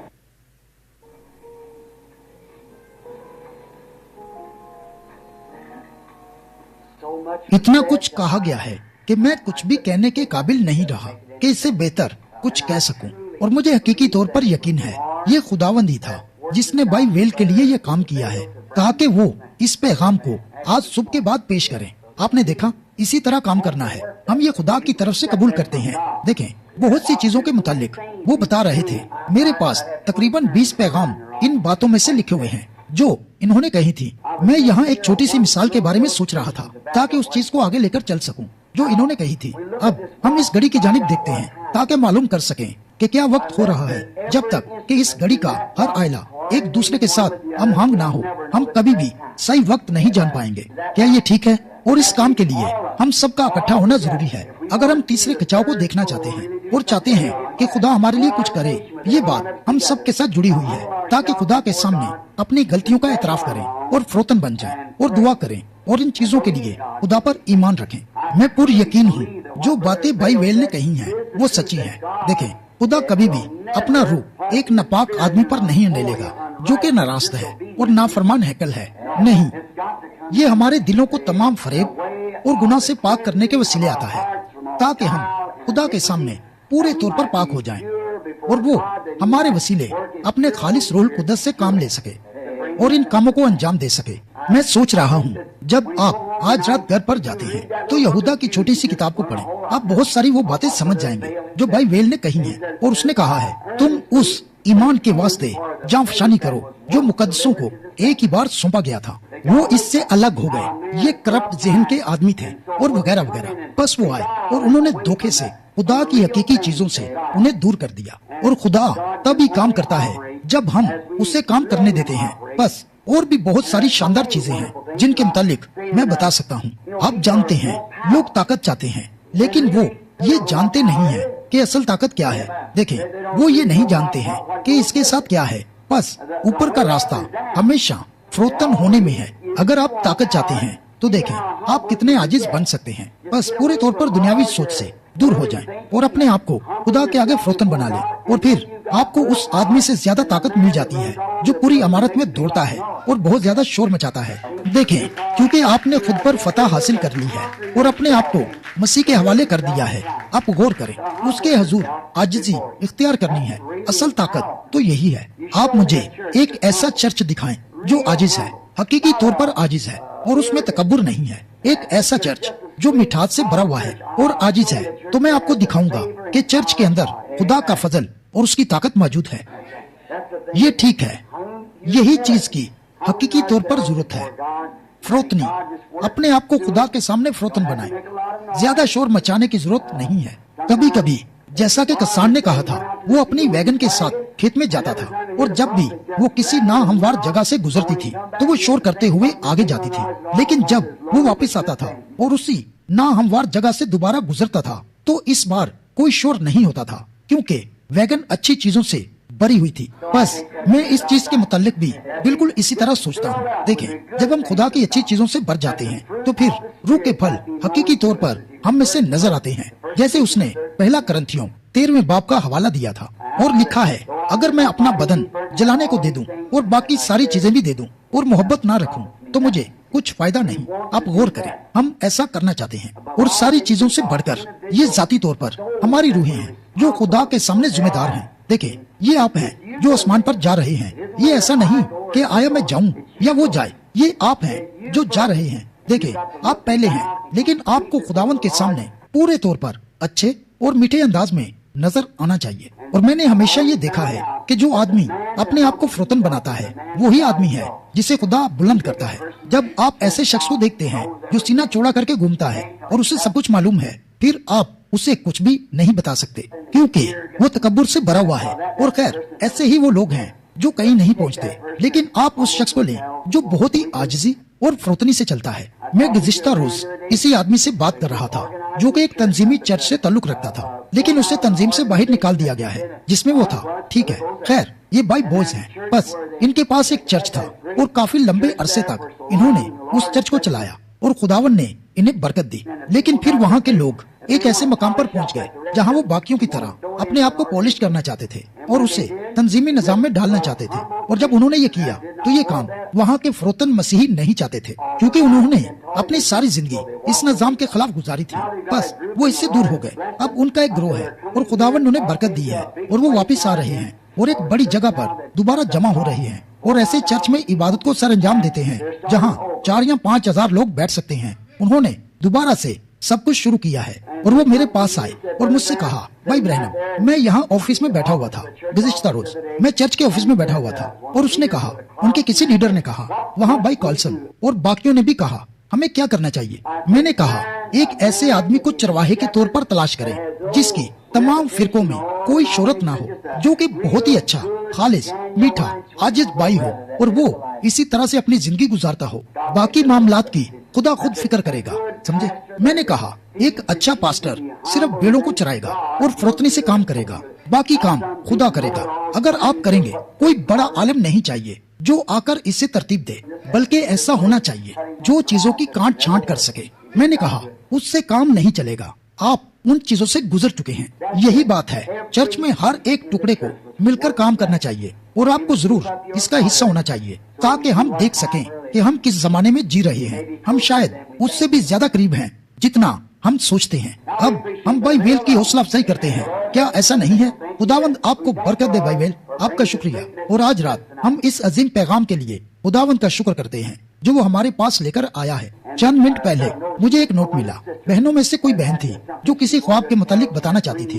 बहन, अगर आप मुझे ये लिखकर भेज दें तो खुदा ने इन्हें कुछ ऐसे ख्वाब दिखाए हैं जो बिल्कुल सच्चे हैं। हम सारे ख्वाबों को कबूल नहीं करते, नहीं, लेकिन जब वो खुदा की तरफ से होते हैं तो हम जानना चाहते हैं कि ये खुदा हमसे बात कर रहा है। जैसे गैर जुबानों में बहुत कुछ बोला जाता है, लेकिन हम हर एक बात का यकीन नहीं करते। लेकिन जब उस गैर जुबान का तर्जमा किया जाता है तो हमें मालूम हो जाता है कि क्या होने वाला है। फिर हम उसे पूरा होता हुआ देखते हैं और हम उसके लिए खुदावंद का शुक्र करते हैं, समझे।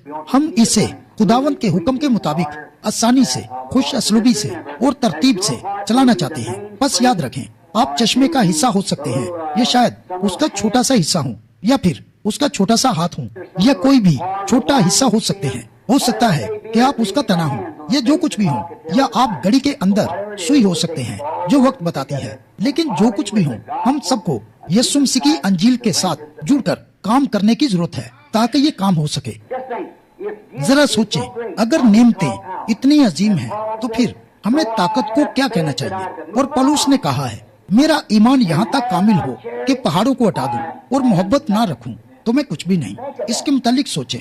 और बहरहाल आप कहते हैं, भाई हालांकि मैं समझता हूँ, मैं ख्वाहिशमंद हूँ कि मैं बाइबल को जान सकूं, अगरचे मैं खुदा के तमाम वेदों को जानता हूँ, देखें, और मोहब्बत ना रखूं तो मैं इनसे कुछ भी नहीं कर सकता।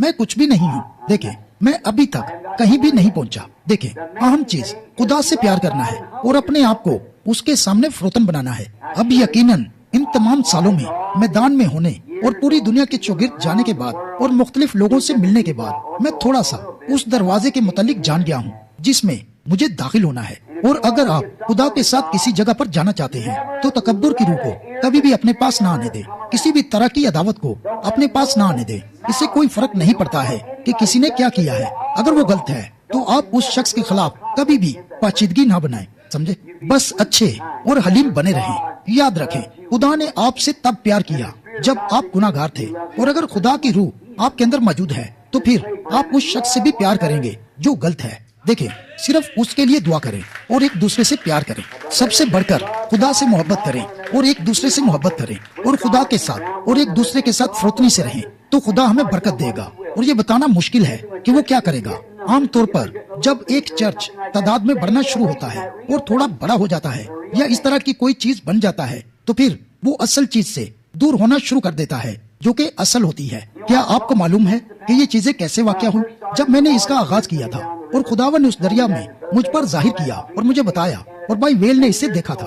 और मेरा ख्याल है कई साल पहले कनाडा के एक अखबार में ये आया था जब खुदावन का फरिश्ता मुझ पर उस दरिया में जाहिर हुआ था। तो ये एक एसोसिएटेड प्रेस में शाया हुआ था, मकामी मुनाद पर बपतिस्मा देते हुए एक पुरस्रार रोशनी। और आपको मालूम है ये किसने किया था? जब वहाँ अगली ही गली में हम इबादत कर रहे थे, वहाँ टेंट लगाया हुआ था। हो वहाँ तकरीबन 2500 लोग थे और मुनाद मुख्तलिफ जगहों से आए हुए थे। और कहा, भाई जरा 1 मिनट के लिए यहाँ आए। मैं तब लड़का ही था, हो सिर्फ एक बच्चे की मानित था। और उसने कहा, आप लोगों को एक साथ जोड़कर कैसे रखते हैं? ये एक दूसरे से प्यार करते हैं। मैंने इस तरह से लोगों को एक दूसरे से प्यार करते नहीं देखा। ये खुदावंद है। और इसी बुनियाद पर चर्च खड़ा किया गया था ताकि खुदा परस्ती से एक दूसरे के साथ ब्रादराना मोहब्बत रखी जाए। मैंने इन्हें एक दूसरे से हाथ मिलाते हुए और यहाँ से जाते हुए यहाँ एक दूसरे से रुखसत होते वक्त बच्चों की तरह रोते हुए देखा है। ये आपस में एक दूसरे से इतना प्यार करते हैं। और मैं इनसे मिलने के लिए इनके घर गया और कभी कभार तो बाइबल खोली होती थी और वो भी आंसुओं से भीगी होती थी। मैं जब रात के वक्त गया तो बाप और माँ इकट्ठे बैठे होते थे और उनके बच्चे जमीन पर उनके चौगिर्द बैठे होते थे। वो घुटनों के बल होते थे और बाप और माँ अपने घुटनों के बल रो रो कर दुआ कर रहे होते थे। बस मैं दरवाजे पर खड़े रहकर इंतजार करता रहता था और उन्होंने दुआ करना बंद नहीं की। तो मैंने भी सोचा मैं भी इनकी सीढ़ियों पर बैठ जाऊंगा और खुद अपने लिए दुआ करना शुरू कर दूंगा। इस तरह उनका इंतजार करता रहा। देखें, और ये क्या था? वो एक दूसरे से प्यार करते थे, वो एक दूसरे से मोहब्बत करते थे। हम अक्सर कदमों पर खड़े होकर एक पुराना गीत गाया करते थे, मुबारक है वो बंधन जो बांधे रखता है मसीही मोहब्बत में हमारे दिलों को। ये हम ख्यालों की रफाकत है, ये ऊपर की जानिब से है। जब हम अलग होते हैं ये हमें बातनी दर्द देती है, लेकिन हम फिर भी दिल से जुड़े रहेंगे और दोबारा मिलने की उम्मीद है।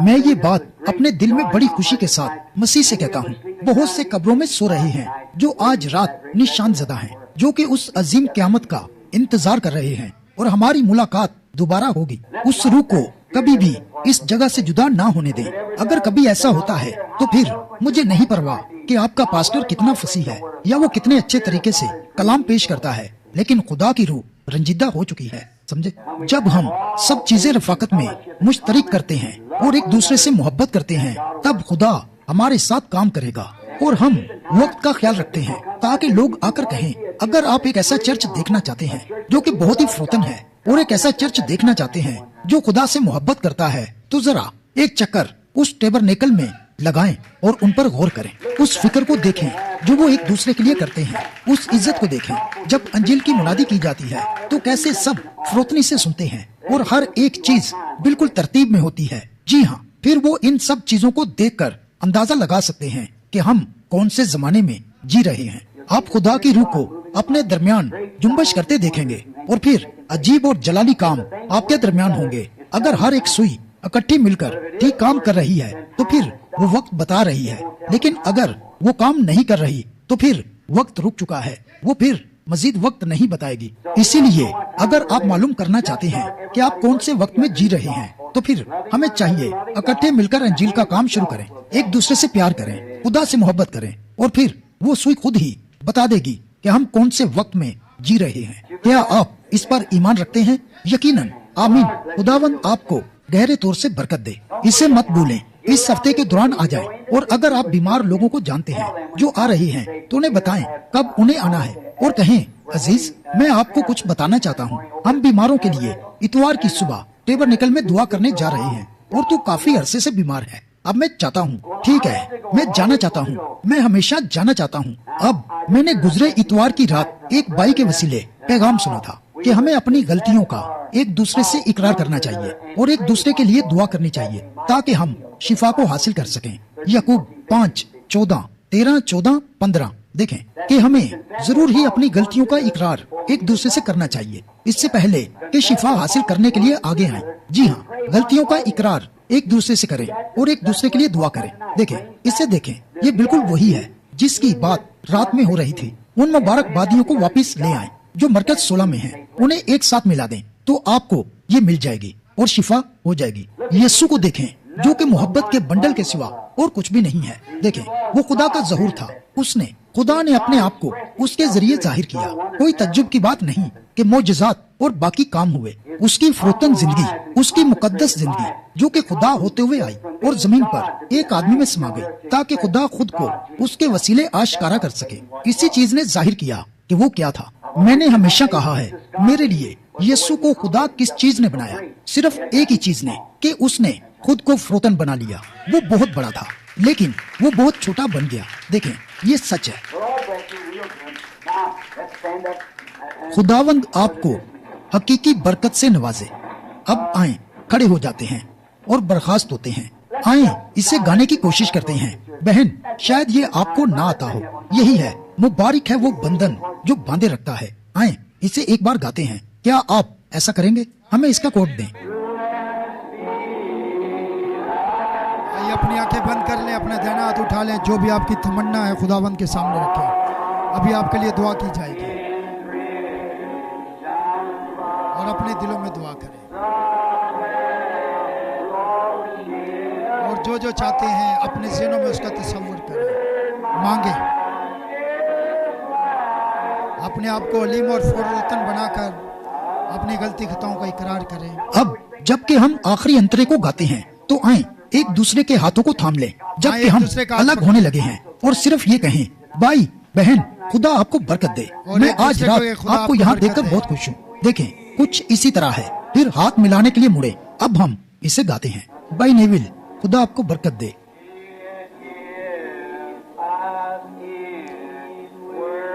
आइए एक दूसरे के लिए दुआ करें। यकीन जाने जो भी दुआ ईमान से की जाती है खुदावंद वो सुन लेता है। Thank you Lord Jesus, hallelujah. कितनी शिद्दत से हम खुदावंद यीशु से प्यार करते हैं। आमीन। क्या ऐसा नहीं है? Yes sir. कितनी शिद्दत से आप यीशु से प्यार करते हैं ये आपने बताना है हमें। Hallelujah. Thank you Lord Jesus Christ. आइए अपने एक दूसरे के लिए दुआ करें कि खुदा मेरे भाई को बरकत दे, मेरी बहन को बरकत दे और जो जो आपकी ज़रूरत है उसके लिए दुआ करें। खुदावंद आपको तंदुरुस्ती देगा, शिफा देगा, बरकत देगा, तरक्की देगा। आप जो बर्डन लेकर आए हैं वो खुदा के जरूर रख दें। जो भी बोझ आपके सर पर, अभी बहुत सारे बहन भाई हैं जो बड़े बोझ के साथ आए। अब आंखों को बंद कर लेते हैं और रूम में इसे गाते हैं। आंखें बंद कर लें और महसूस करें खुदावंद का रूह कुद्दस इस जगह पर मौजूद है। थोड़ा सा वॉल्यूम बढ़ाएं भाई और अपने आप को फरोतन बना लें। आपकी जिंदगी में आज नया तजर्बा होगा। यकीन जाने सीरियस होकर इस स्टेप के साथ खड़े हो जाएं। ये खुदा की आवाज है। खुदावंद का रूह कुद्दस इस जगह पर मौजूद है। आए अंदर से अपने आप को खाली करें। खाली करेंगे तो भरे जाएंगे। जब तक वो खाली नहीं होता उसको भरा नहीं जाता है। खाली बर्तन को भरा जाता है आए खुदावन मैं खाली, मैं फरोतन, मैं अलीम, मैं खाकसार। अब झुके हुए सरों के साथ हम बस बच्चे हैं, हम खुदा के बच्चे हैं। आए इसे गुनगुनाते हैं। हम बच्चों की तरह हो जाएं, गुनगुनाएं। Jesus hallelujah. यीशु के नाम से खुदावन अपने बच्चों को बरकत दे। खुदावन वो स्पिरिट भेज दे, वो मसा भेज दे। खुदावन जिससे तेरे लोग कैसे ये चीज खुदा की रूह को हम पर ले आती है। क्या आप इब्तदाई दिनों का तस्वुर कर सकते हैं जब वो पत्थर की स्लेबों पर बैठते थे?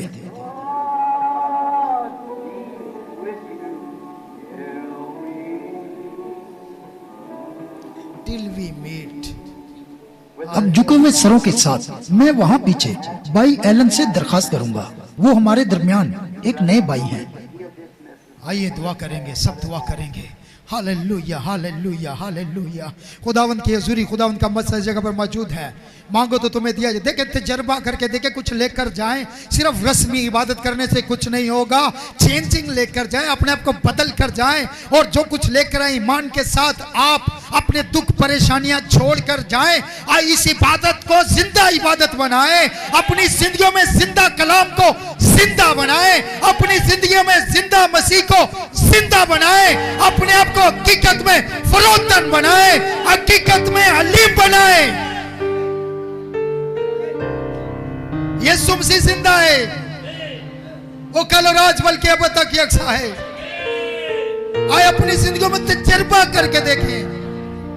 आज हमने आज तक रस्मी अगर इबादत की है तो आज तजर्बा करके देखे। खुदावन आज मैं हल्का होकर जाना चाहता हूँ। आज मैं अपना बोझ यहाँ छोड़कर जाना चाहता हूँ। खुदावन तू मगरूरों का मुकाबला करता है मगर फरोतनों पर फजल करता है। मैं अपने आप को फरोतन बनाता हूँ, मैं अपने आप को आजिज बनाता हूँ, मैं अपने आप को खाकसार बनाता हूँ। खुदावन मैं अपनी मुट्ठी खोलता हूँ, मैं अपना दिल खोलता हूँ, मैं अपना ज़हन खोलता हूँ। तू अपना आसमान खोल।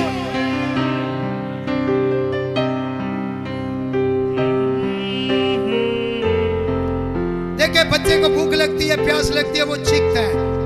इसीलिए आप चीखते नहीं है, इसीलिए आप वो बच्चे की तरह है ही नहीं है। अगर वाकई आपको भूख लगे तो आप चीखें। अगर वाकई आपको प्यास लगे तो बच्चे की तरह रोएं।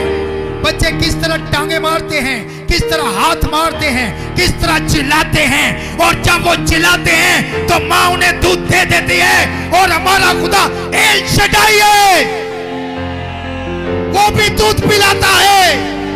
उसने इब्राहिम को दूध पिलाया और उसकी जवानी वापस आ गई।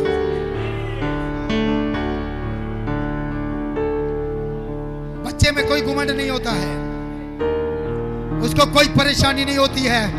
वो नहीं सोचता मेरे साथ वाले क्या बोलेंगे, ये इतना रो क्यों रहा है, ये इतना चीख क्यों रहा है, ये इतना चिल्ला क्यों रहा है, ये इतने हाथ क्यों मार रहा है, ये इतने पांव क्यों मार रहा है। बच्चे के अंदर जो भूख है वो आज अपनी भूख को मिटाकर जाना चाहता है। और अगर आप खुदा के बच्चे हैं तो खुदा भी आपकी भूख प्यास मिटाएगा। लेकिन बच्चे बने, फरोतन बने, हलीम बने। अभी भी डर है आपके अंदर, डर है, डर डर के दुआ कर रहे हैं, डर रहे हैं, एक दूसरे से डर रहे हैं। यकीन जाने डर है आपके अंदर। अभी तक उस स्पिरिट में नहीं है जो बच्चे में होती है। उस स्पिरिट तक पहुंचे ही नहीं है आप लोग। अभी रस्मी इबादत चल रही है, अभी जुए टूटे नहीं हैं, अभी बंधन टूटे नहीं हैं, अभी तक कैद खाने में हैं। डर चल रहा है आपके अंदर, आपके अंदर घमंड चल रहा है। मैं क्यों इबादत करूं, मैं क्यों दुआ करूं, मैं क्यों चिल्लाऊं, मेरे पास तो सबको। अरे तू कंगला है, कंगला है, कंगला है। तुझे नहीं पता भी वापसी में जाते हुए तू घर तक पहुंचेगा या नहीं पहुंचेगा। Hallelujah, hallelujah. यीशु मसीह ने कहा बच्चों की तरह बन जाओ। उनमें घमंड नहीं होता है, उनमें फरोत नहीं होती है। खुदा फरोतनों को तौफीक बख्शता है। अगर आप फरोतन बन जाएंगे खुदा तौफीक देगा। आप अपना बर्डन उतार कर जाएंगे।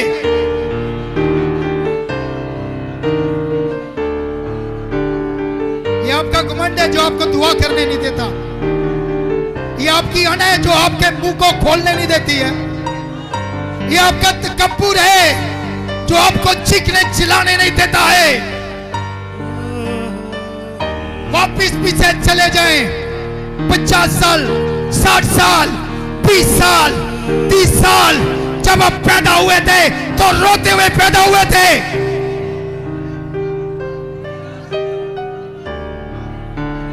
और मां ने आपको सीने से लगा लिया था। जब आप पैदा हुए आप रो रहे थे और मां ने आपको सीने से लगा लिया था। और आज भी हमारा खुदा एल शडाई एक मां की तरह दूध पिलाता है। हालेलुया। नौजवानों, तुम्हारे अंदर अभी भी घमंड है, अभी भी डर डर डर डर डर है। यीशु के नाम से खुदा मैं सारे डर की तस्वीरों को इस कलीसिया से निकालता हूं। यीशु मसीह नासरी के नाम से सारी डर की तस्वीरें, सारी डर की पत्रुहें यीशु के नाम से कलीसिया में से निकल जाए। खुदावंद आज बढ़कर जाए, खुदावंद बढ़कर जाएंगे। यीशु के नाम से रूल कुदस से बढ़कर जाए, बरतों से बढ़कर जाए। ये अपनी वो सोच जो इन्हें नाकाम बनाती है वो इधर छोड़कर जाए। खुदावंद इनकी जिंदगी में ट्रांसफॉर्मेशन हो, तब्दीली आए। खुदावंद आज तक रस्मी इबादत करता रहा हूं, आज के बाद खुदावंद रस्मी इबादत नहीं होगी। नबी ने कहा मुझे एक कलीसिया दिखाओ, मुझे एक कलीसिया दिखाओ जो दिल से फरोतन है, मैं तुम्हें वहां खुदा की ताकत दिखाऊंगा।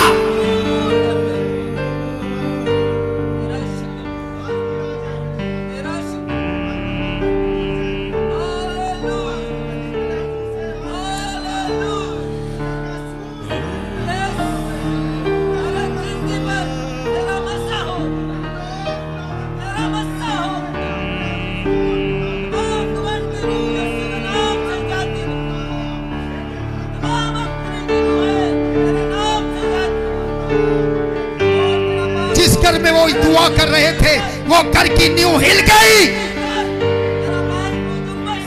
बहनों आपके अंदर डर है, बहनों आपके अंदर डर है, बहनें डरी हुई हैं। अभी तक पत्रुहों ने आपको पकड़ा हुआ है, आप डरती हैं, मगर यीशु से प्यार, यीशु मसीह से कितना प्यार है, शिद्दत के साथ मोहब्बत होनी चाहिए।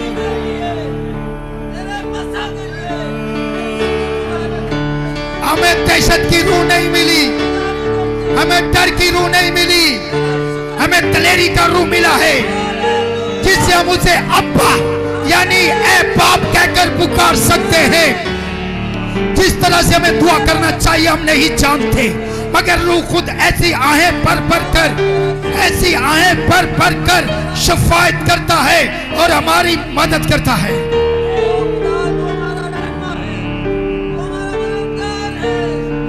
आपकी रूह ट्रांसफर होनी चाहिए। Hallelujah, hallelujah. इस बदन को चुंबश दें, इस बदन को बचा के क्या करना है, इन हाथों को बचाकर क्या करना है, इन सांसों को बचाकर क्या करना है, इस जिंदगी को बचाकर क्या करना है, यीशु के लिए इस्तेमाल करें।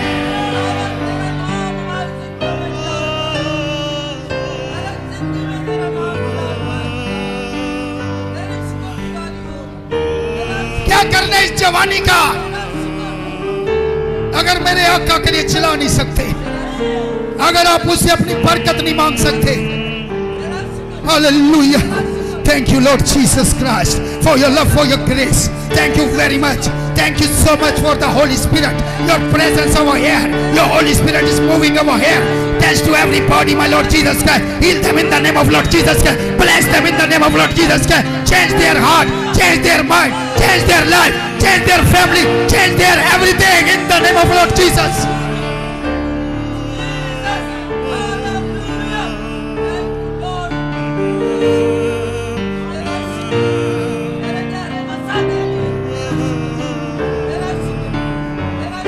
मांगो तो तुम्हें दिया जाएगा, जो मांग रहे उसे मिलेगा, 100% मिलेगा, 100% मिलेगा। मैं कहता हूं 100% मिलेगा। जो भी मांगना मांगो मिलेगा, क्योंकि हम किसी इंसान से नहीं मांग रहे, हम किसी इंसान से नहीं मांग रहे, हम किसी इंसान से नहीं मांग रहे, हम किसी पड़ोसी से नहीं मांग रहे, हम किसी पादरी से नहीं मांग रहे, हम खुदावंद यीशु मसीह से मांग रहे हैं। Hallelujah, thank you Lord Jesus, hallelujah, hallelujah, hallelujah, thank you Jesus. कैसे शिफा नहीं होगी? शिफा होगी। कैसे मौजज़ात नहीं होंगे? मौजज़ात होंगे जब अपने आप को फरोतन बनाएंगे। खुदावंद यीशु आपकी जिंदगियों को चेंज कर रहा है। इसलिए संडे की इबादत को सीरियस लिया करें, हर इबादत को सीरियस लिया करें, तैयार होके आया करें। हम यहाँ पिकनिक मनाने नहीं आए, हम यहाँ शैतान से जंग लड़ने आए हैं और अपनी बरकतें लेकर जाएंगे, अपनी चीजें छीन कर जाएंगे, अपनी सेहत लेकर जाएंगे, अपनी पैसा लेकर जाएंगे, अपना घर लेकर जाएंगे।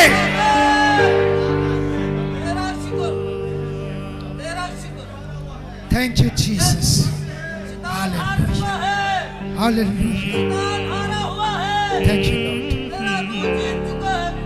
वंडरफुल, आमीन, आमीन। आइए शुक्रगुजारी करें, सब कहें खुदावंद यीशु तेरा शुक्र हो, खुदावंद यीशु तेरा शुक्र, खुदावंद यीशु तेरा शुक्र, आमीन, आमीन। तशरीफ रखें। आइए लेटर सुनेंगे हम,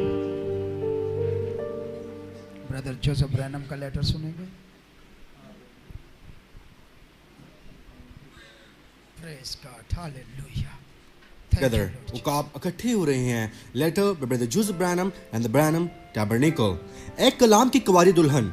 मैं आज सुबह यहाँ बैठे हुए एक अजीम मसला को महसूस कर रहा हूँ, जबकि मैं इस मैसेज को सुन रहा हूँ, पढ़ रहा हूँ और मुतालिया कर रहा हूँ जिसे हम इतवार को सुनने जा रहे हैं। मेरा तमाम वजूद ही मसा से भरा हुआ है और मेरा दिल ये जानते हुए खुशी से उछल रहा है कि हम इसी मसा में पूरी दुनिया के चौगिर्द इकट्ठे होंगे। हम एक ही वक्त पर शादमानी करेंगे, खुदावंद की तारीफ करेंगे, जबकि वो हमसे हर एक से बात करके अपने कलाम को आश्कारा करता है।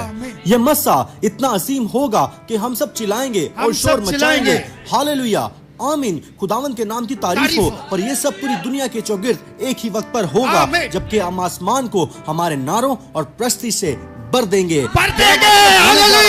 खुदा अपनी दुल्हन को मुत्तहिद करके उससे बात करेगा, एक ज़हन के साथ और एक ईमान के साथ एक यूनिट होंगे, जबकि वो खुद को हमारे दरमियान आश्कारा और मुजस्सम करता है। इससे बढ़कर कोई जगह नहीं है जहां आप जा सकते हैं, इससे बढ़कर कोई आवाज नहीं है जो आप सुन सकते हैं। टेप पर खुदा की आवाज को बराह रास्त सुनने से बढ़कर कोई और मसा नहीं है। खुदा ने इब्तिदा ही से अपने कलाम की निगरानी की है और अपने तमाम बच्चों को एक ऐसी जगह मुहैया की है जहां वो जाकर उसे बात करता सुन सकते हैं, जहां वो अपने कलाम का खुद तर्जुमान है। ये एक ऐसी जगह है जहाँ कोई अंदाजे लगाना, कोई उम्मीद लगाना, यहाँ कुछ सोचना नहीं है। ये खुदावंद यूं फरमाता है को सुनने के लिए खुदा की मुहैया करता जगह है। जब ये आप पर आश्कारा हो जाता है तो फिर ये एक अजीम रोशनी की मानित होता है जिसे आपके दिल और आपकी रूह में जला दिया जाता है और आप चिल्लाते हैं, यही वो है, मैं इसे देख सकता हूँ, मैं कलाम के साथ एक हूँ, मैं ही कलाम हूँ, मैं ही दुल्हन हूँ, मैं पहुंच चुका हूँ। ये वाकया हो रहा है और वो इसे जानते तक नहीं है। समझे, यही कुछ है। देखें, जी हाँ जनाब, क्योंकि जहाँ गोश्त होता है वहीं उकाब इकट्ठे होते हैं। बिल्कुल दुनिया की तरह पूरी यकीन है। समझे, यही कुछ वो कहती है। गोश्त कहाँ है? ये कलाम है और वही कलाम है। गोश्त यानी वो मसीह है। मसीह आपके अंदर है जो कि कल, आज, बल्कि अब तक यकसा है। तो कितनी ही सच्चाई है। जबकि हम कलाम को सुनने के लिए इकट्ठे होते हैं तो हमारी तमाम फिक्रें, हमारी तमाम परेशानियां, हमारी तमाम मुसीबतें बिल्कुल खत्म हो जाती हैं। हम खुशी मनाते हैं जबकि हमें यह एहसास हो गया है कि हमें किसी चीज के मुतालिक फिक्रमंद होने की जरूरत नहीं है। हम ही उसकी दुल्हन हैं। वो सिर्फ हमारे साथ ही नहीं है बल्कि हमारे अंदर भी है। हम ही कलाम की बीज दुल्हन हैं। हर एक चीज बिल्कुल ठीक है, उसका वक्त कामिल है। हम कामिल हैं। हम इतने मुतमिन हैं और ये कहकर निहायत शुक्रगुजार हैं कि हम उसके कलाम से पैदा हुई कवारी हैं जो मुजस्सम हुई है। यीशु मसीह कल आज बल्कि अब तक यकसा है, जो हमारे दरमियान जी रहा है और सकूनत कर रहा है। हालेलुया। हम कलाम की एक भी बात पर समझौता नहीं कर सकते। हमें जरूर ही खुदा की आवाज को सुनना चाहिए जो कि टेप्स पर मौजूद है। क्या आपने कभी उकाब को समझौता करते हुए देखा है? नहीं जनाब, उसके अंदर कोई समझौता मौजूद नहीं है और ना ही एक हकीकी क्रिश्चियन समझौता करता है। वो नरम नहीं होता, जब तक वो तलाश नहीं कर ले वो शिकार करता रहता है। आमीन। जी हाँ जनाब, वो अपने गोश्त को तलाश कर लेता है क्योंकि वो ताजा मन को चाहता है। वो नीचे उतर कर तब तक खोदेगा जब तक वो इसे मिल ना जाए। वो मजीद और मजीद ऊपर उड़ान भरेगा। अगर इस वादी में कुछ मौजूद नहीं है तो वो थोड़ा और ऊपर जाएगा। जितना ऊपर आप जाएंगे उतना बेहतर आप देख पाएंगे। बस तो वक्त आ चुका है कि इस जमाने के उकाब ऊंचा उड़ना शुरू करें और खुदा के वादों की तरफ नजर करें और ना कि गिद्ध के खाने पर जिए जिसे कई साल पहले ही मार दिया गया था। इससे बाहर निकल आए। दुल्हन तैयार हो जा, हम उस ताजा मन को खाने जा रहे हैं और सबसे अजीम हजूरी जो कि मौजूद है उसमें बैठने जा रहे हैं इस इतवार 12 बजे जेफरसन मिल टाइम पर, जबकि हम सुनते हैं 65-0218 छिलका बीच के साथ वारिस ना होगा।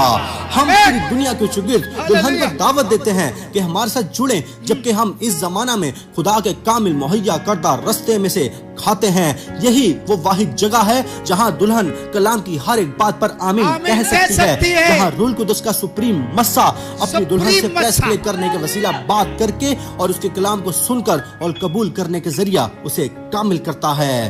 Brother Joseph Branham, God bless you and shalom. आमीन। सब बोले आमीन। हालेलुया।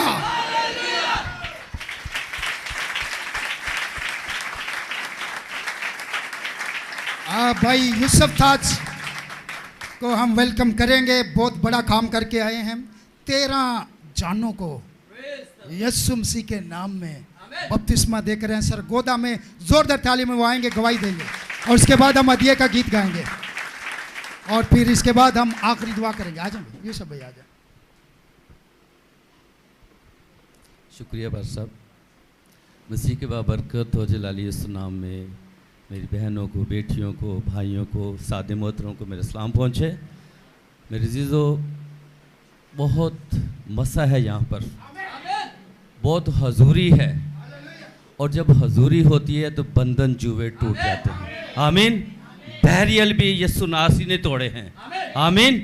तो फिर मेरे जीजो, जब हमारे अंदर ही हमारा यीशु नासरी है, रूल कुद्दुस है, फिर जहाँ जहाँ जाएंगे वहाँ मौजज़ात होंगे, बहाली होगी, क्योंकि हमारे पास बहाली का नबी है। आमीन। मेरे नबी के लिए जोरदार तालियां। आमीन। Hallelujah, hallelujah, hallelujah. जोर से तालियां बजाएं। ये वो सच्चा नबी है जो हमारे हिस्से में आया है, ये मेरे हिस्से में आया है और ये दुल्हन के हिस्से में आया है। आमीन। क्योंकि यीशु हमारा दूल्हा है और ब्रदर ब्रैनम भी एक दुल्हन का हिस्सा है। आमीन। तो हम सारे ही एक बदन का हिस्सा है मेरे जीजो, और हमें यीशु ने यहाँ लेके आया है तो मेरे जीजो हमें कुछ काम करना है। आमीन।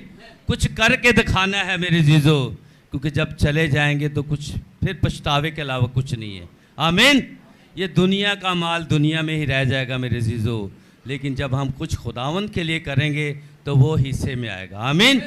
तो मेरे जीजो, मैं खुदावंद की शुक्रगुजारी करता हूँ और सबसे पहले मैं अपने उस्ताद मोहतरम के लिए शुक्रगुजार हूँ जो हमारे लिए दुआएं करते हैं और आपकी कलीसिया के जो मैं रिक्वेस्ट करता हूँ आप लोग दुआएं मेरे लिए करते हैं। अपने लिए ज़ोरदार तालियां बजाएं, क्योंकि आप लोगों की वजह से ये सब कुछ हुआ है। क्योंकि मैं अकेला कुछ भी नहीं हूँ, मैं अकेला ज़ीरो हूँ आप लोगों के बगैर, उस्ताद मोहतरम के बगैर मैं कुछ भी नहीं हूँ। क्योंकि जब उस्तादों की दुआएँ होती हैं, वो हमारे लिए प्रे करते हैं, तो खुदा फिर हमारी मिन्नत को भी सुनता है और बड़े बड़े मौजज़ात करता है। आमीन। मेरे जो जब देखते हैं, जब कोई टीम, जैसे कोई फुटबॉल की अगर टीम जीतती है एक, तो वो सारे एक दूसरे को आगे पीछे करके उनका ध्यान होता है गोल कर लें, गोल कर लें। आमीन।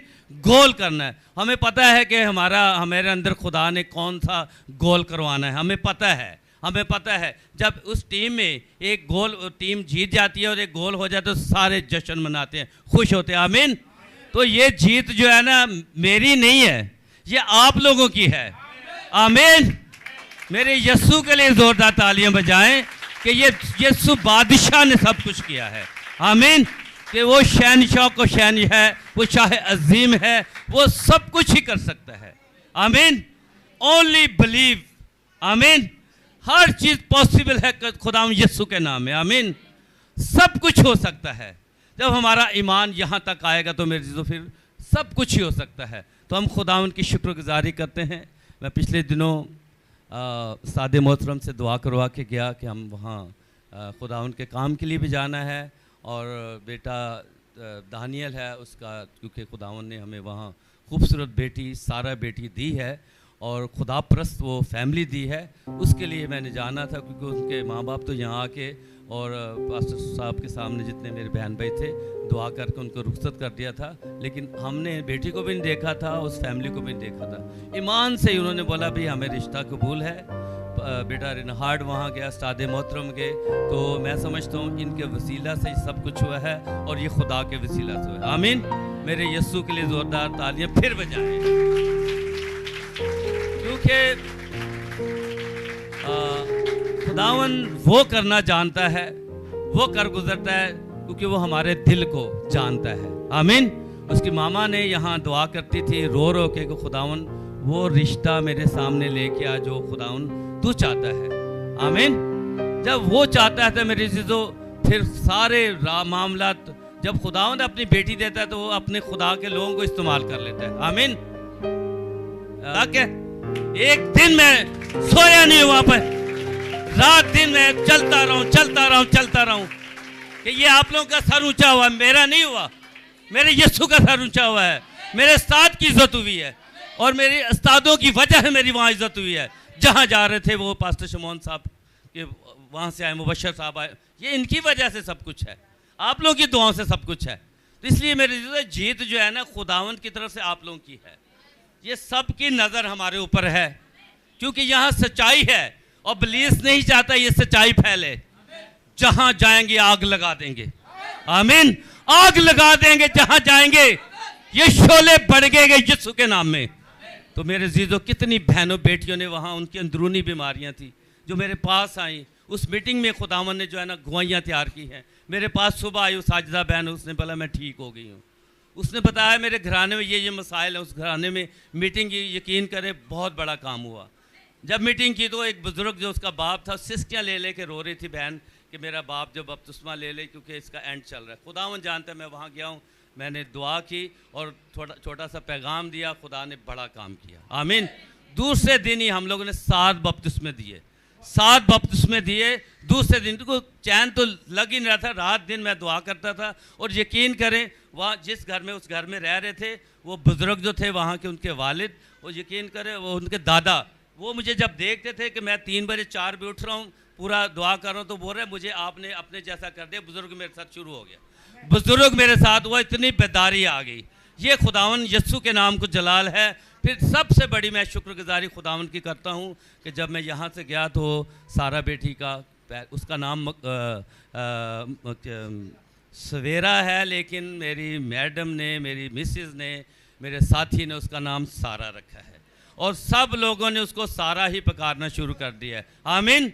कि सारा जो है ना समय नबी की जो है ना बीवी थी और खूबसूरत हसीन थी। आमीन। तो मेरे जीजो हमारी बेटियां भी जो है ना वो खुदावन ने हमें ऐसी ही दी हैं और ज़बरदस्त किस्म की वो बेटी खुदावन ने दी है जो खुदा परस्त है। खुदा के अलावा कोई बात ही नहीं करती। खुदावन की मर्जी, खुदावन की मर्जी, खुदावन की मर्जी ही पूरी होनी चाहिए हमारी ज़िंदगी में। आमीन। तो यकीन करें उस ख़ानदान के साथ मिलकर यहाँ मैं सादे मोहतरम को कह के गया था और नाट बेटे ने बताया था कि वो उसका वालिद जो है ना खुदावन में नहीं आया। पूरी फैमिली जो है ना खुदावन ने, लेकिन जो सर हेड होता है वो नहीं आया।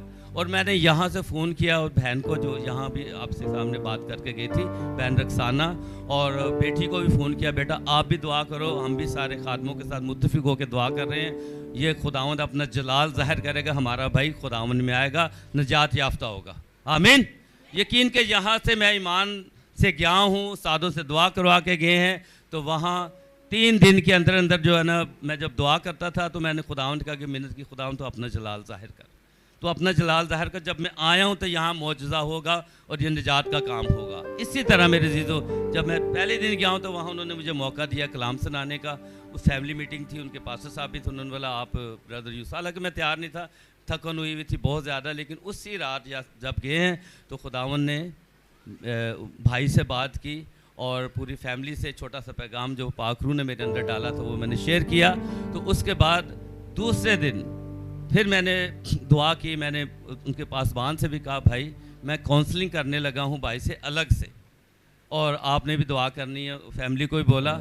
जब मैं गया हूँ बाजी ने बोला जाओ, अकेला भाई बैठा हुआ है, उनकी मिसेज़ ने आप बात कर लो जो आपके अंदर खुदा ने डाली है। जब मैं गया हूँ तो मैंने बोला भाई एक रिक्वेस्ट है, मैं बड़ी दूर से आया हूँ और मेरी ख्वाहिश है, इसको ये ना समझना क्योंकि मैं कोई आपके ऊपर कोई ऐसी बात कर रहा हूँ कि आपने ये लाजमी करे, ढोंस नहीं जमा रहा, मैं रिक्वेस्ट कर रहा हूँ और मेरी ख्वाहिश है, मेरे यीशु की भी ख्वाहिश है कि आप जो है ना अपनी मुकम्मल ज़िंदगी खुदावंद को दें। मैंने बोला मेरे यीशु की भी ख्वाहिश है, मैं मिन्नत ही कर सकता हूँ आपके आगे, मेरी ख्वाहिश भी है। यकीन करें थोड़ी देर के बाद उसने बोला ठीक है जी मैं बपतिस्मा लेता हूँ। उसी लम्हे जो है ना वहाँ उस रूह ने जो है ना तौबा की, और वो बहन जब आई उस पर सिस्टियाँ ले लेकर रो रही थी। वो उस कमरे में माहौल बना, मेरा साथी भी रो रहा है, सिस्टियाँ ले लेकर वो भी रो रही है। तो ये खुदा की हजूरी से सब कुछ हुआ है, यकीन करें। अच्छा वहाँ से उसी टाइम में जब मतलब कि जब प्रेस से हटे हैं तो एक और बेटी जो उनकी मानूर है, बेटी का नाम, जो उनकी बहू है, वो आई और बोली मेरी माँ को कनोला लगा हुआ है, बिल्कुल उसका डेड पड़ा हुआ है, बीपी शूट कर गया है, आप दो रोती भी मेरे पास आ रही है। तो मैंने बोला अच्छा बेटा मैं जाऊँगा भी, हम मुत्तफिक होकर दुआ करते हैं, वो खुदा उनके फजल से ठीक हो जाएगी। मैंने दुआ की और मैंने बोला जाऊँगा। दूसरे दिन वो बहन खुद आ गई, कनोला लगा है वो खुद आ गई। इतने बड़े बड़े मौजदे यकीन करें मेरे यीशु ने किए हैं, कनोला लगे हुए आ गई। और मैंने उसको फिर पैगाम दिया, मैंने बोला बहन खुदावन ने आपको नई ज़िंदगी दी है, आप खुदा को क्या दे रही हो, कुछ पता है ज़िंदगी का? बोली नहीं। तो मैंने बोला फिर अपनी कैथलिक, वो कैथलिक है, सारे कैथलिक के मंचे हुए लोग जो होते हैं ना वो, मैंने बोला ये खुदावन यीशु ये कह रहा है, बाइबल मुकद्दस से बताया। मैंने बोला ये बपतिस्मा लेना है खुदावन यीशु मसीह के नाम में, और रजू लेके आओगे और तौबा करोगे खुदावन के हुजूर से, तारकी खुदावन के हुजूर से, आमीन। तो यकीन कर उसका शौहर भी बैठा हुआ था, वो भी उन्होंने बोला ठीक है जी हम आज ही बपतिस्मा इनके साथ लेते हैं। 4 हो गए। उसके बाद उसके जो बच्चे आए थे उनके धागे वागे बंधे हुए थे सारे, वो कटवा के कानों से नकलवा के पाकीज़गी की तालीम भी दी है वहाँ पे। और ये कोका पहना था वो भी, सब कुछ उन्होंने तारा। और हमने एक दिन में, पहले दिन में 6 छिक्का मारा है यीशु के नाम में, छिक्का मारा है यीशु के नाम में, आमीन। तो ये बड़े बड़े काम जो है ना यीशु ही कर सकता है। और ये मैं बता रहा हूँ आप लोगों की दुआओं से है, मेरा कुछ भी नहीं है। जब जाते हैं तो हमारी टीम जीतती है तो सबकी इज्जत होती है, आमीन। हमने खुदावंद यीशु का नाम सरबुलंद किया है, उस्ताद मोहतरम की वहाँ पहले ही बहुत ज़्यादा पहचान है, लेकिन इस दफ़ा तो जाके और भी जो है ना हलचल मच गई है भाई, वाकई जो है ना ये वहाँ से आए हैं। तो ये खुदावंद के नाम को जलाल है, इज़्ज़त है। अच्छा एक और बात देखिए, मैं जब मैसेज दे रहा था मैंने उनको बोला था मैंने सिर्फ गवाहियाँ शेयर करनी है, मैं छोटा सा मैसेज, उसने बोला, रबीना ने बोला नहीं आपने मैसेज भी देना। वो खुदा ने वो इब्राहिम के ऊपर मुझे इस्तेमाल कर लिया वहाँ पर। तो खुदा ने जो पाक रूह ने बात की, वहाँ इतना मसा छाया हुआ था ऑनलाइन, क्योंकि उनका वो चल रहा है ना। तो ऑनलाइन में एक बच्चा था उनके घर के सामने, उसने ऑनलाइन में तौबा कर ली, ऑनलाइन ने तौबा कर ली। उसने गवाही दी कि जब ये पास्टर साहब कलाम सुना रहे थे, मैंने ऑनलाइन में जो है ना ये जो टिकटॉक बनाते हैं वो उस पर चढ़ाया होता है, तो ऑनलाइन उसने तौबा की। तो जब उसने पूछा पास्टर साहब ने आपने कैसे तौबा की, उसने बोला जब ये आए खादम ये जब पैगाम दे रहे थे तो मैंने तौबा कर दी थी खुदा में, फिर उसने तौबा की। देखिए ये यीशु का जलाल है, आमीन। तो खुदावंद आपको ढेरों बरकत दे। गवाहियाँ बहुत सारी हैं, बहुत कुछ है अंदर, लेकिन टाइम क्योंकि इस तरह का है हमें थोड़े से वक्त में इसको कवर करना चाहिए। खुदावंद आप लोगों को बरकत दे, सलामती दे। मेरी दिली दुआएं हैं, ये सारा क्रेडिट मेरे बादशाह यीशु को जाता है, उसके बाद आपको, मेरे सादे मोहतरम को। खुदावंद आपको थैंक यू। अदिये का गीत गाएं।